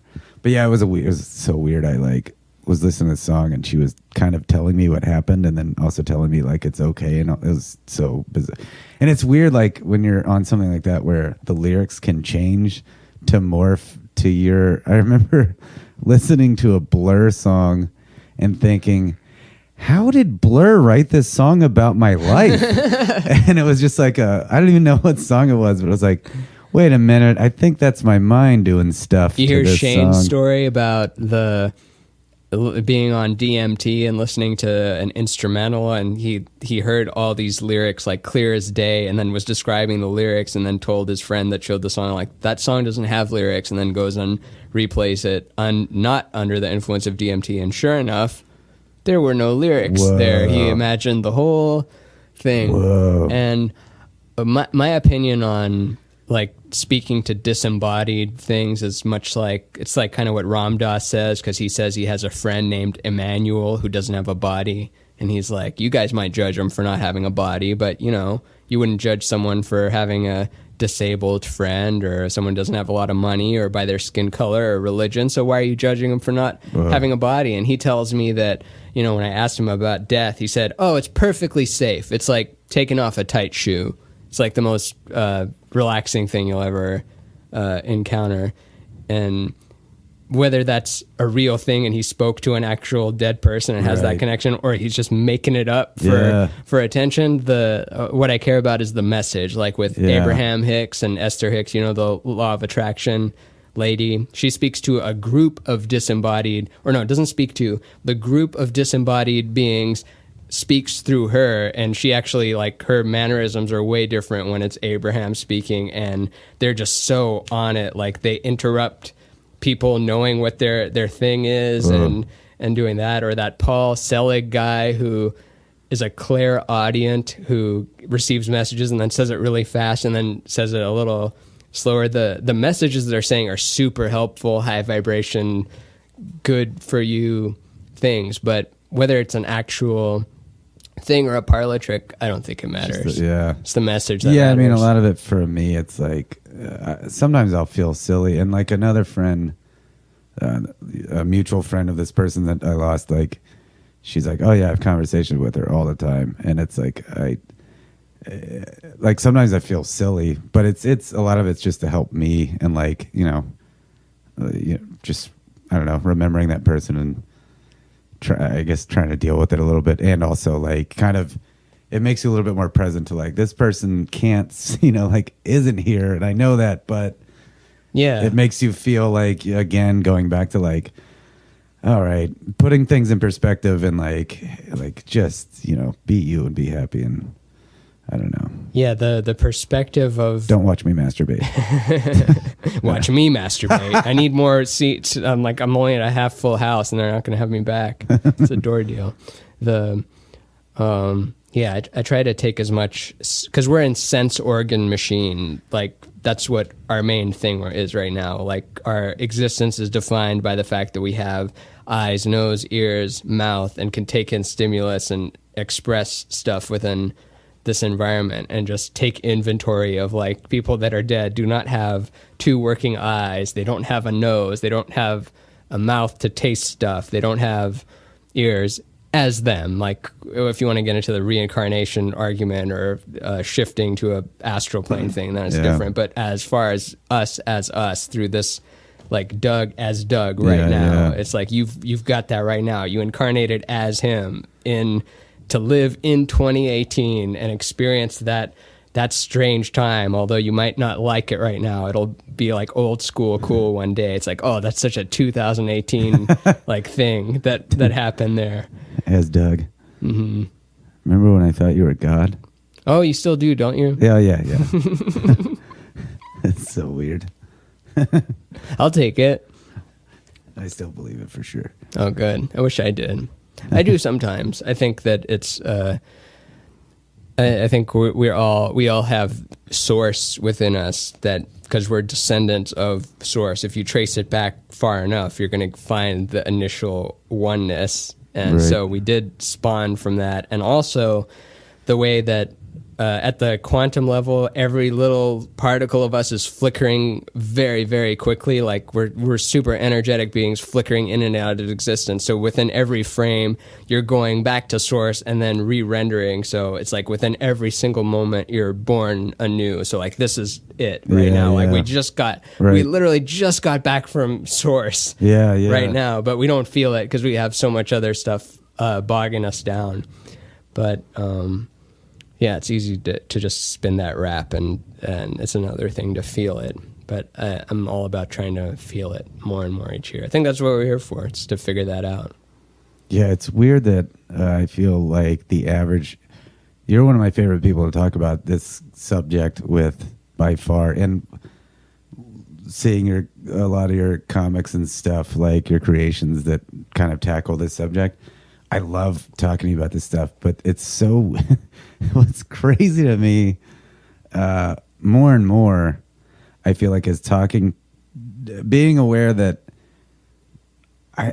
I'm sure the average person has these thoughts a little bit, but they really don't, or at least they don't voice them. Yeah, we don't talk about death or money or sex. Those are like the big three taboos in the West and pretty much everywhere, but especially like... Or people will just buy fully into religion, and then that's it. We don't have to talk about it because we know all the answers. Yeah, because it's blasphemy otherwise. Yeah, so it's like you're trading off, like, if I think about it, I'm going to get punished more, so I'm just going to hedge my bets and just... Right.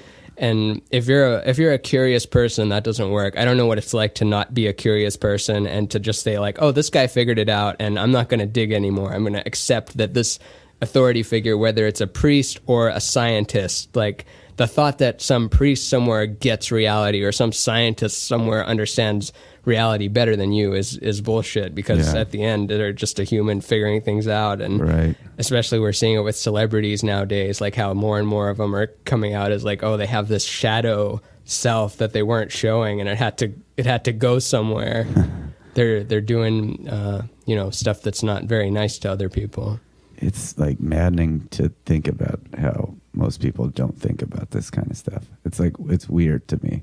And I think that's why there's a lot of bad content and stuff out there, because people, I don't know.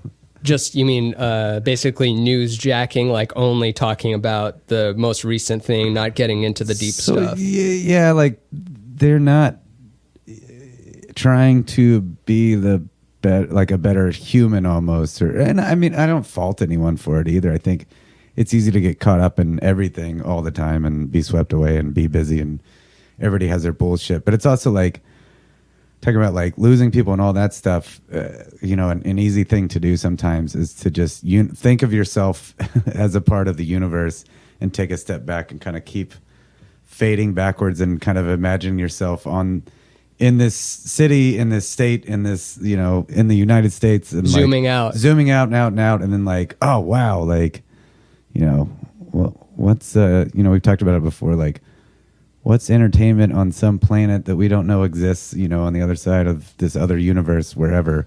Like, what are they having or is there like some anti-Ramin and anti-Doug that are like having a podcast that's polar opposite of this, or they're talking about what if they're having this exact conversation about Earthlings or whatever that they don't know about on the other side of the universe, like, I don't know. I feel like if you kind of think about this stuff a little bit more without going crazy, you could also go crazy by thinking about this kind of shit all the time and like losing your grasp on reality. Yeah. Like you could spiral a little bit, and it can make me a little anxious at times, but it's also like, if you do a healthy amount of thinking about it, it can push your boundaries on what you think is possible, and also just in a general day-to-day, oh, this doesn't matter at all, and I should be focusing on this, and I don't know, like, I don't know. It doesn't matter, and it also does matter. Yeah. It matters to the people you're influencing, because you can have such a positive effect on people, and you can really help people, and you can raise the vibration of the whole system. But it doesn't matter when you're looking at it from the failure standpoint. If you fail, it doesn't matter. Yeah. If you really screw things up, especially if you're in your 20s or 30s, like it doesn't matter. You're still super young. 40s might even be super young now. Look at a 40-year-old today versus a 40-year-old in the 70s. There's no grown-ups anymore. Everyone's wearing a old Misfits shirt and like dressing like they're 12 years old and sneakers and jeans, and everyone is kind of like it's youthified everything, and that's cool. Yeah, a buddy of mine told me the other day, I did some bit about my bachelor party, and I said, it was wild, man. It was a bunch of middle-aged men taking Zantac and Imodium AD before they could have their first drink. And he was like, it didn't go over super well. And there's more to it, but he was like, hey man, I don't think you can really do that joke because I don't think people believe that you're like 40. And I was like, which is a good thing, but he's also the same age. So it's like, that's your perception of me. And I hope that's everyone else's perception, but I think it is a little bit, but because we all dress like we're kids, and like, I think it's helping our generation with the youthfulness and the, like feeling good about ourselves and all that, like where it's like, oh, I don't have to be like old and crotchety and tell people to get off my lawn. I can still enjoy comic book movies and dumb bullshit and play video games all the time. Yeah, you don't even have to be the gender that you're born as anymore. Yeah. And before that was seen as like the I know there's a big history of trans, but like, and maybe in France or something it was acceptable during a little pocket, but just the fact that you can just be in anything nowadays, and I don't think that's going anywhere. I think it's only going to get stranger and stranger. Something that gives me a lot of comfort is that I think death is scary because you're afraid you're not going to be a you anymore, but you can't not be a you. Like, you're always going to be a you through you're by definition the information boundary transfer point between the infinitely big and infinitely small. Like that your perspective of that is eternal. It just can't not be. Yeah, I think the scariest part, like possibility of death, is I want to always be your friend, and I want your version of you in front of me and my fiance and Penny and my family and friends. Oh, tough deal, my friend. I'm afraid not. But but maybe at the end of it all, maybe like at the end of all the incarnations or something, then you get that. But that is a thing that sucks. Yeah, the people we love around us dissolve, or we dissolve, and then they disappear. That's the scariest part to me, is like, but I love my lady and I love my friends. I want to be with them. Yeah. And that's awesome. So then you at least have that to wake up to. Like, you got your gift. You got against all the odds out there. You not only got to be the sperm that made it here, and not only got to avoid all that shit. You can't die or get molested as a kid anymore. It's done. You escaped. You can't be sold into sex trafficking. You escaped that as a kid. We'll see. As an adult, you can, but you can't be in a child sex trafficking ring anymore. You escaped it. I escaped it too. It's not going to happen to me. I think that's some people. That's their hand. Good perspective too, and like you say things like that all the time, of like, against all the odds, being where you are and being on this planet and being your friend and all. Like, that's a great way to just think of things day to day. Of just like, hey man, I lucked out, and not everybody has that kind of, Yeah, because the thing we want, these like goals we have for ourselves, this ideal thing that we're chasing, we're 99.99999% there. We're so close to anything we want just by the fact that we've already learned how to walk, learned how to read, learned how to exist, feed ourselves, do all that stuff to be a human in 2018. Yeah. Which I know a lot of us long for before, like, oh, I wish I could be a knight and have a sword and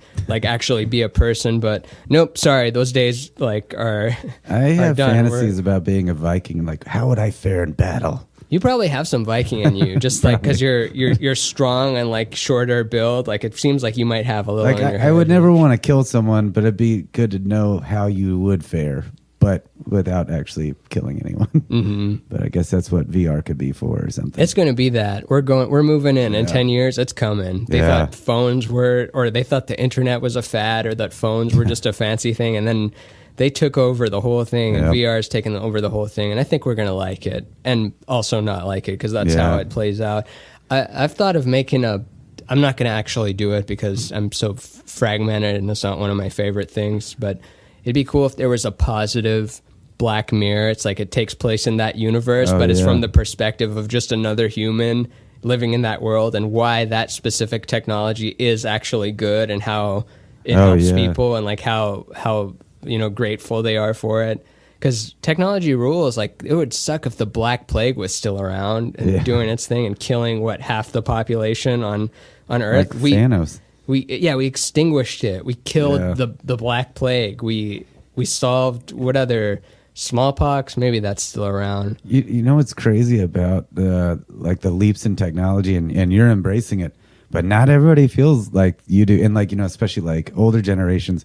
But I even have high school friends and stuff that like don't keep up with, aren't on any social media, and like I've got a buddy that's not on anything, and he didn't know how to use Lyft. I had to like show him, and it changed. His mind exploded because I was like, yeah, you just hop in a stranger's car and you're there in like 5 minutes. Because like one night he was like, well, we were going to have some drinks. He's like, I can't drive and I don't know how we're going to like get back. And I was like, I was like, oh, we're going to Lyft there and back. And he was like, we're going to what? And I was like, you don't know about it. Like, holy shit. But like to have like where we're going with VR and beyond, if he's already not cool with, Instagram and Facebook and Lyft, like how far behind you can be left from some people, or like he's got a kid, like it's gonna be weird. Like I keep telling him, like you got to keep up with all this stuff so you can stay ahead of your kid.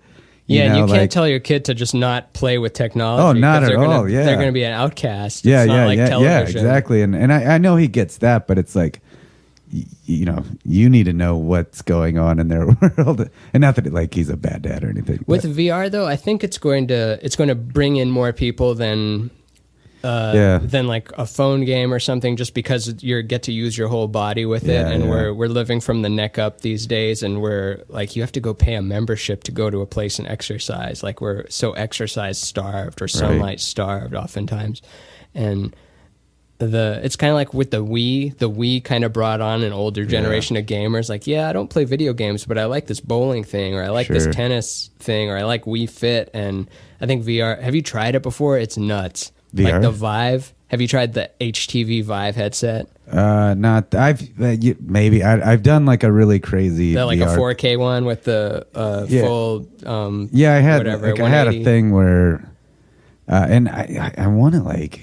Yeah, I want to get into it. Like, I had a thing where a floating train was coming at me, and I was scared because it felt very real. And then like it hit me and turned into like birds or something, and I'd fall over and all that kind of like, because you're not used to. Yeah, it happens with heights for me. I know that I'm not standing on a cliff, but it tricks you. Our brain is so easily tricked, and we know it. Like we can look at printed images, like when the lines aren't parallel because there's like a square next to it. Like our brain sucks. It's awesome, but it's so easily fooled. Like it's fooled. Like not, oh, you tricked me, but now I see it. It's continuously fooled. Like when you see the dots in between the line, like those old Bill Nye books or whatever. They're not even Bill Nye books, but that era of 90s science, Mr. Wizard. Yeah, like a volcano and the thing you put your hands on and makes your hair stand up, like that. Beakers of fluid that make smoke, just that the brand of science, which is, look. What's crazy is after like this whole inspiring talk, like I feel like it's been a very healthy, fun conversation, but now I'm just gonna go home and YouTube Mr. Wizard videos because I'm like, I forgot about Mr. Wizard. Where did he come from? And I think that's actually good. I think it's healthy to look at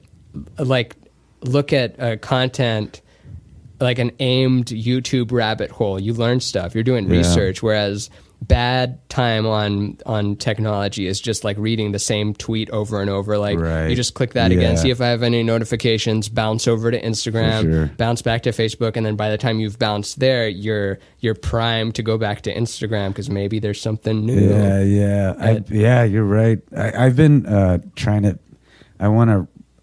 Oddly enough, I have this horror story idea, and I don't know what to do with it exactly, but I've been doing research for it, and because I really am not. I have what I feel is a good idea for a horror thing, but I really don't like horror in general. Like I loved Get Out, I loved The Quiet Place, but it's like kind of few and far between for me. Like I just don't like that. Why would I want to be scared? Like that just doesn't feel right to me. I want to laugh or whatever. Anyway.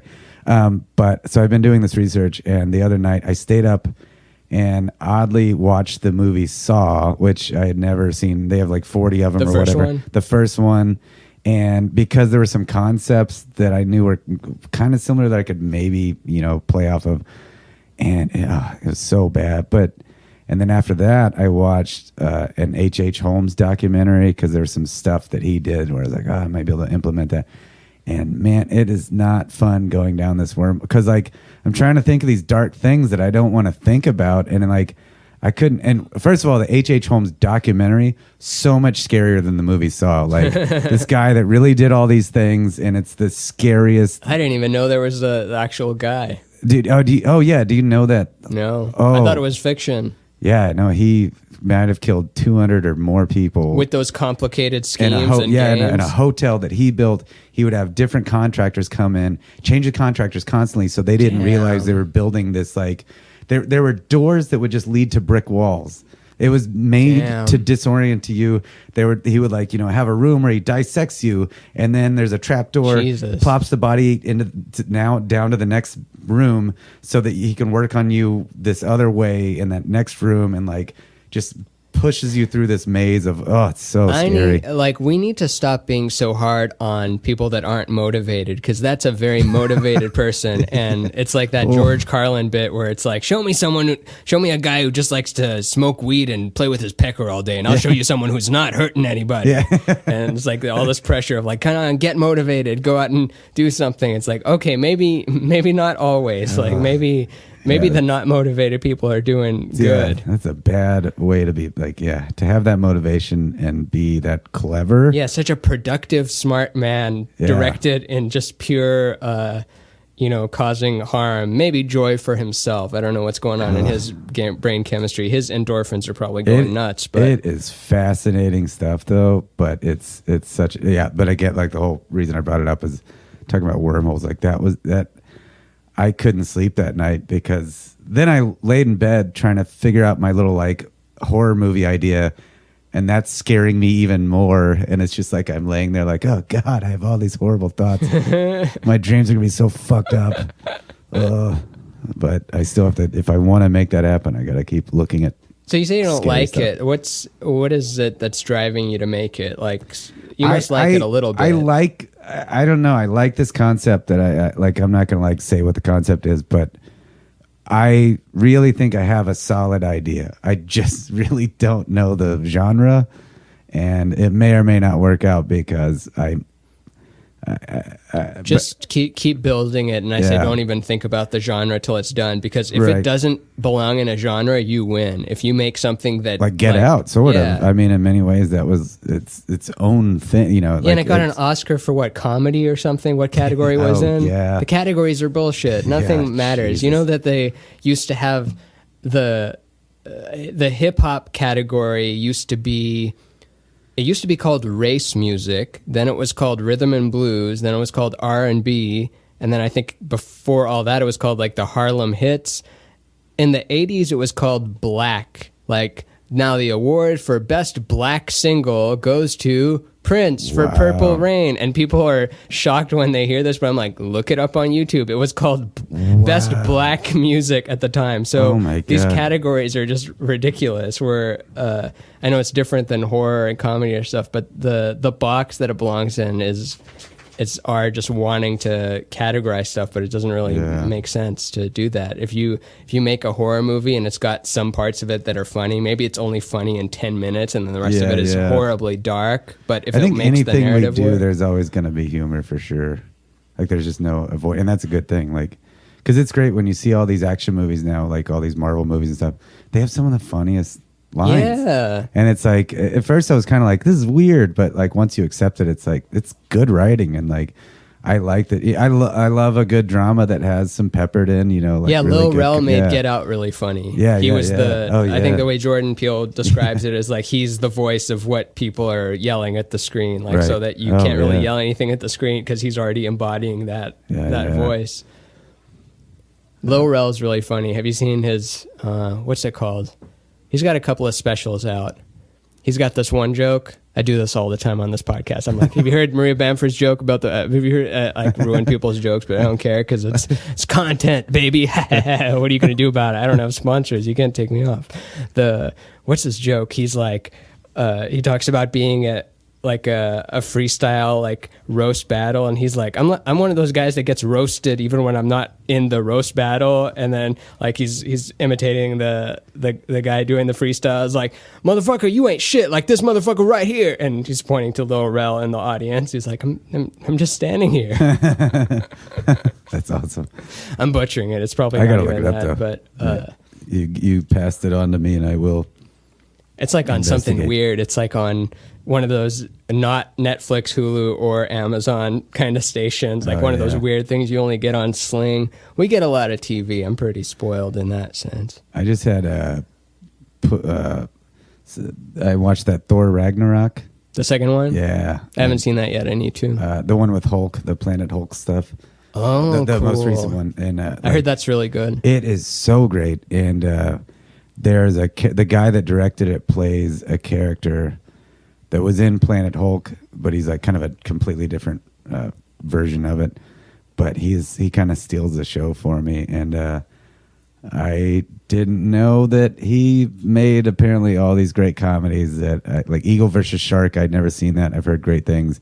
And like now I'm like so excited to have all this new stuff in my life. Eagle versus Shark. I think that's what it's called. Is it kind of funny like Snakes on a Plane? No, it's you know what? I don't even know what that one is about. It has one of the Jermaine, what's his name from Flight of the Conchords? Jermaine Clement. Yeah. I think he might be a New Zealander. It's anyway. Hunt for the Wilder People's the other one. Sam Neill. I was told to go watch all of these. I'm probably gonna watch it this weekend, but I love it when you like just discover a whole new universe or artist or whatever. And we get in this trap of thinking that we've seen it all and it's all been done, but your mind can still be blown today like a ton of times. Recently, the craziest thing, I got into Ty Segall. Are you a fan of him? Or I don't even know what Ty Segall is. It's like kind of garage 60s psych rock stuff. It's so epic. Send it to me. I'll check it out. Yeah, for sure. It's so good. And what's crazy is I've known of him for years. Jim Hamilton pushed me on him quite a bit. He's friends with him. I've met Ty through him like several times just in passing, like, oh, hey, man. And I've always respected him. I always liked his music. And I even went with Jim. Jim had an extra ticket. I went to see Ty Segall. He was so great live. But recently I was with Flynn and we were at Jim's apartment and he's playing something. I was like, what is this? This is so good. And he's like, it's Ty Segall. And for whatever reason, it just connected to me so much harder than it ever had. And now all of it, everything he's ever done, I'm such a mega fan. So now if I were to re-meet him, I would be like nervous and like, yeah, I would totally nerd out. And the greatest thing about him is he puts out so many albums. Like it's insane. So now I have this deep wormhole to just die. Like I haven't finished listening to all this stuff and it's been like a month where it's just, he puts out a new album every year and it's all good and it's all different. It's, and that's exactly what we were talking about earlier. How, yeah, you already liked the guy. You already thought it was good. He just hadn't broke in yet. He hadn't hit that breaking point. You know, I'm sure I'd heard some of those songs before, and I don't know what it was that it was like. I guess just at certain points in your life, you like something. I guess your taste always evolves and stuff. And I'm just going to say this to the audience just because it's kind of going in the same direction. King Gizzard and the Lizard Wizard. Have you heard of these guys? King Gizzard and the Lizard Wizard. Yeah. No, but I love the name. First of all, great name.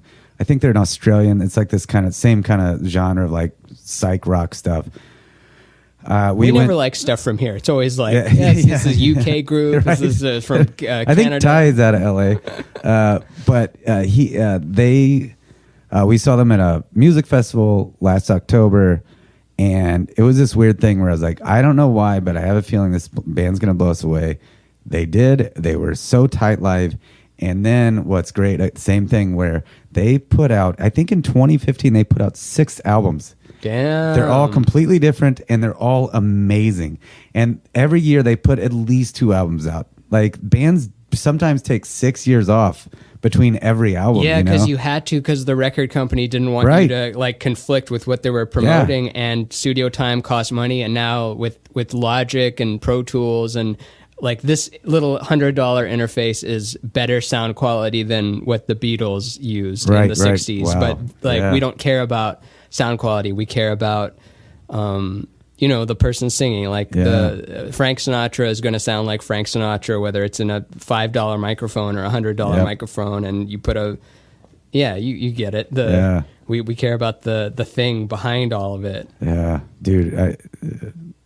I like it so much more like that. I love that bands can release 6 albums think about in a year. 6 albums. Think about, and like one of them I think they put out and they're like for free. They were just like, everybody download this. Like it's what? Like it's, and think about if you're putting out 6 albums in a year, you can't tour with all those out. Like you're just on the road. I don't even know how that, I don't know if they just recorded all those songs and cut them up, and but it's so prolific to be able to write that much. Yeah, people don't want to. What I'm hearing more and more is that touring is just kind of a bunk deal. People don't like touring as much. Like I know that it's different if you're alone. If you have a family or a significant other or something, it's lonely on the road, and it's frustrating to just be in a different place every day, and you're tired by the time you get to the thing. You don't feel like doing the thing after all that travel. Yeah, I still really enjoy it, but I don't do it all the time, so I love the shows. I don't like the actual moving around and being in the airport kind of thing. I hate that. I still kind of like that stuff. But that said, if I could bring my fiance with me, it would be like, that would be the perfect life, because she loves to travel, I love to travel, but being separate when you have that going on, it's Does weird. Tom Segura and Christina P. Pazitsky, I think it's Pazitsky that's got the zh, but she goes by Christina P. sometimes. Tom Segura's wife. Do they do what? Oh, nothing there. I was plugging her special kind of. Oh, Mother P. Mother Inferior. Oh, Mother Inferior. No, not Mother P. What am I talking about? Anyway, their show is called Your Mom's House. Yeah. But do they do shows? Do they tour together, or they do separate tours? They mostly do separate tour. At least like I'm going on the road with him next week. Like since I've been kind of touring with him, I saw her, do a spot with him at the Wiltern in November or something. But it's mostly separate. So but what they'll do 3 days out or whatever, and then still have 4 days at home all together. So thank you, Penny. Penny just brought in some fake. I liked pizza. at the end of Segura's special where he just goes backstage under the stairs, and then Christina's just waiting there, and then they hug, and then the credits roll. I thought that was a sweet little exit thing. God, and I forget that you kind of forget that they're because they're not defined by being together. They're their own thing that have grown into their own successes. It's like the only show business couple I can think of right now. Yeah, and they also have. Yeah, they have individual success, and they're both brilliant. But then they also have this like podcast that like I just love listening to them together because they're just you can tell like they're just so natural together. Like it's so funny to me. Like it's so real, I guess. Yeah. Man, I got to revisit that. It's been a while since I've listened to Your Mom's House. There's so many good podcasts, which is why you should start yours because. I mean, that's intimidating to think like there's too many right now, but there's plenty of pie for everyone, and people listening to a lesser known one appreciate the roughness of it that we can. And now I'm just like plugging other people's stuff. Do it. Let's plug. Go check out Tom and Christina and Your Mom's House and Dan Cummins' podcast, Time Suck. It's pretty awesome. We did a podcast together, like you, me, him, and someone else like forever ago, right? What was it? Naked and Fearless, probably. Was that on the live radio, or was that? I don't remember, but it was in a we did radio office. And we did radio and we were on Sirius XM, and then we also had a podcast. What's Dan's thing? It's called Time Suck, and he basically just tackles. It's what we do every night of our lives. At the end of the night, he just tackles some crazy subject, and it's almost like a book report that he's revealing to your audience. And that's cool. Can you believe this shit happened? It's pretty, and it's I'll check it out. He takes these nice like jabs and stuff. He's very funny. He looks like a mountain man now, right? He's gone through so many looks. He He had the inverse look before, where there was no beard. I first met him when he was headlining Cap City or something. I think you were middling and no beard. And, yeah. I might have been the MC one of those times. I think so. Yeah. Yeah, those were great memories. Like, you never get those years back. I mean, you don't want to be in your 40s and just being an MC or something, but when you're in your 20s and you get your first paid comedy week, when you're allowed in the green room and you go into the kitchen and there's food waiting for you and stuff, and you feel like a real comedian. Like, those are some fun glory days, like in the old high school football team or something. Getting to be in the green room without like forcing, like I would always before that kind of like force my way in there, but I wasn't really supposed to be in there. But once you're like, I was afraid. I didn't want to go in until I was allowed. The first time I got to go into the green room was when I was emceeing a week, and then I ordered some, mozzarella sticks or something. And they're like, mozzarella sticks are in the green room. I'm like, well, I have to go in the green room now because they're in there. And then it's like, wow. Yeah. My first feature week at Cap City, it was such a big deal. And I was opening for John Evans, and if you don't know who he is, he had a. What's joke he about, up to nowadays? He's still touring, He's still I think. On the road? Yeah, but I think he lives in Pennsylvania. I haven't talked to him in years, to be honest, and I feel bad. I need to reconnect. I love that guy. Hey, John Evans. Hey, John. He's listening right now. Yeah. I don't know how far my audience reaches if it just happens, like if you say someone and it gets to them. But I think that's when I'm mentioned on any podcast, like I hear about it. Someone says like, someone mentioned you on this, like it's the Kevin Bacon effect of 6 Degrees. So yeah, someone make John Evans, the comedian, know that he's referenced towards the end of this episode, and then he wins a prize. I'll send him a prize. I don't know what the prize is, but if he knows, then the person sending him the thing and him get a prize, and it's not bad. That'll be it's awesome good. If this works. Yeah, it's a good prize. Oh my god, I'm so excited for both of you. You both get a prize. Ooh, mama. Okay, so what was it about him? So my first time featuring for him, and we had been buddies for a couple years, and so it's like cool that it's my first time and it's with a buddy, and I think he helped facilitate getting me the spot and stuff. We used to go on the road after that for a while, but so he is a bald gentleman with kind of like a Count Chocula widow's peak. He says he's that got like, a bit about it. Yeah, looking like Count Chocula. He had like a goatee, and he'd always wear these vintage shirts. And so on the last night, I get off stage. I'm done with my set. I'm just so thrilled that the week went well and all that. And I run back to the green room, and I had our buddy, I think it was Katie Shoemaker, or maybe Ruby, I don't know who it was. I think Katie or Chandy. Anyway, somebody shaved my head. It's like I had long hair. Shaved my head to look like John's. And it was so fresh. And then I I had a full beard, shaved it down to a goatee. And I just took a gamble, and I was like, he wears like 5 shirts. I'm going to wear a brown and white shirt that looks like it. So I wear a brown and white shirt, and then he happened to be wearing a brown and white shirt, like button up. And then I've got the goat. I just look totally like him. And at one point, he calls for a shot to be delivered. So I go up there dressed as him and deliver it. And I think he'd had a couple drinks. So at first, he doesn't even recognize what's happening. And he's talking to the audience. And then he just turns and looks and just breaks down cracking up. And he points out that we had to do it so quickly to in the turnaround that I ran back up on stage and I still was bleeding from my head. That's even better. That's like an extra Count Chocula-ness to it. Like some blood is spilled on him or something. So that silly. reminded me of when Eric Krug was hosting the open mic. Sucks. And when you host the open mic, there's 40 people or 50 people sometimes on a night. And so you have to go back up in between every single comic. And he would go backstage, and then his girlfriend at the time put a little bit of makeup on him each time so that his makeup would just slowly evolve to by the time he was at the end, he had lipstick and foundation and blush and eyeshadow and everything. And you don't really pick up what's going on until the very end. But at the very end, it was great. That's what the mid 2000s. Yeah. What's beautiful about that is even that to me is success, that we have seen all of these abnormal, beautiful moments, by just being in comedy, Yeah, there's nothing like it. You can't go back. That's success to me.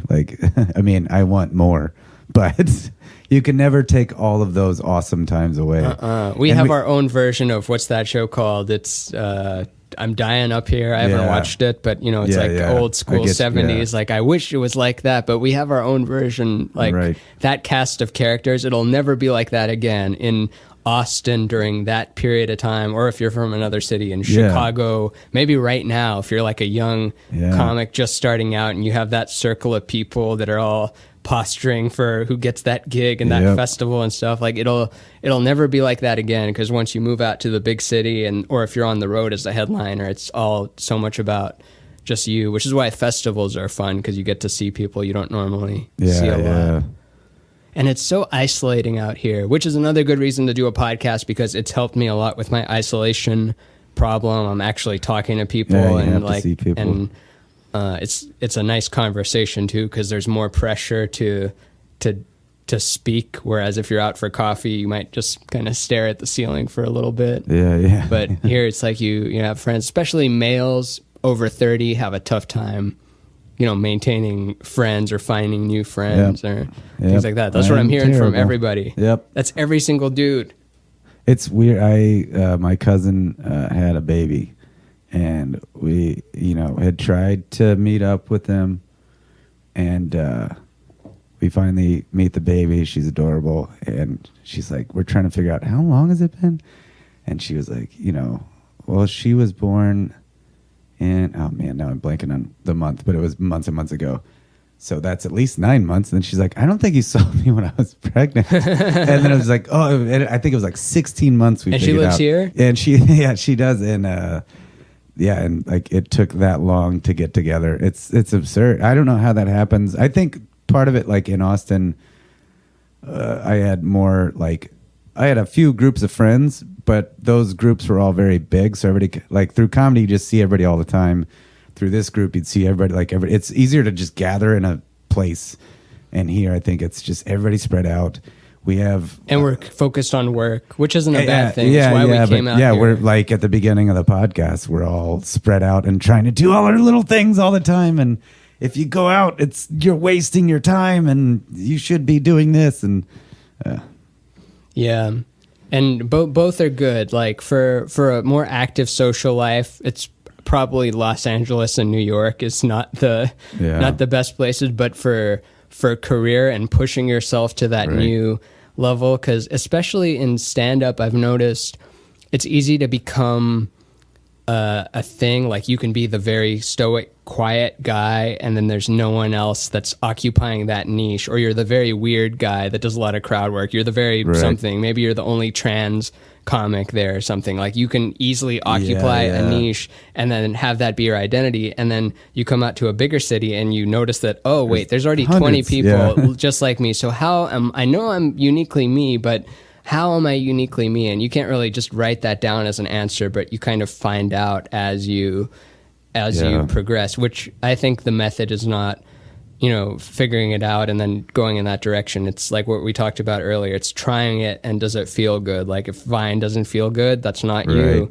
If you're not a writer and you're not that comfortable writing blog posts and you're more of a photo taker person or a singer or something, you got to find out what those things that you naturally do well are. And you're a naturally like on camera like performer type of person, and you like the attention, and you have like zany ideas and stuff. So I don't think you're fit to just be like in a writer's room all the time. You have to always be a performer too. Damn auditions, man.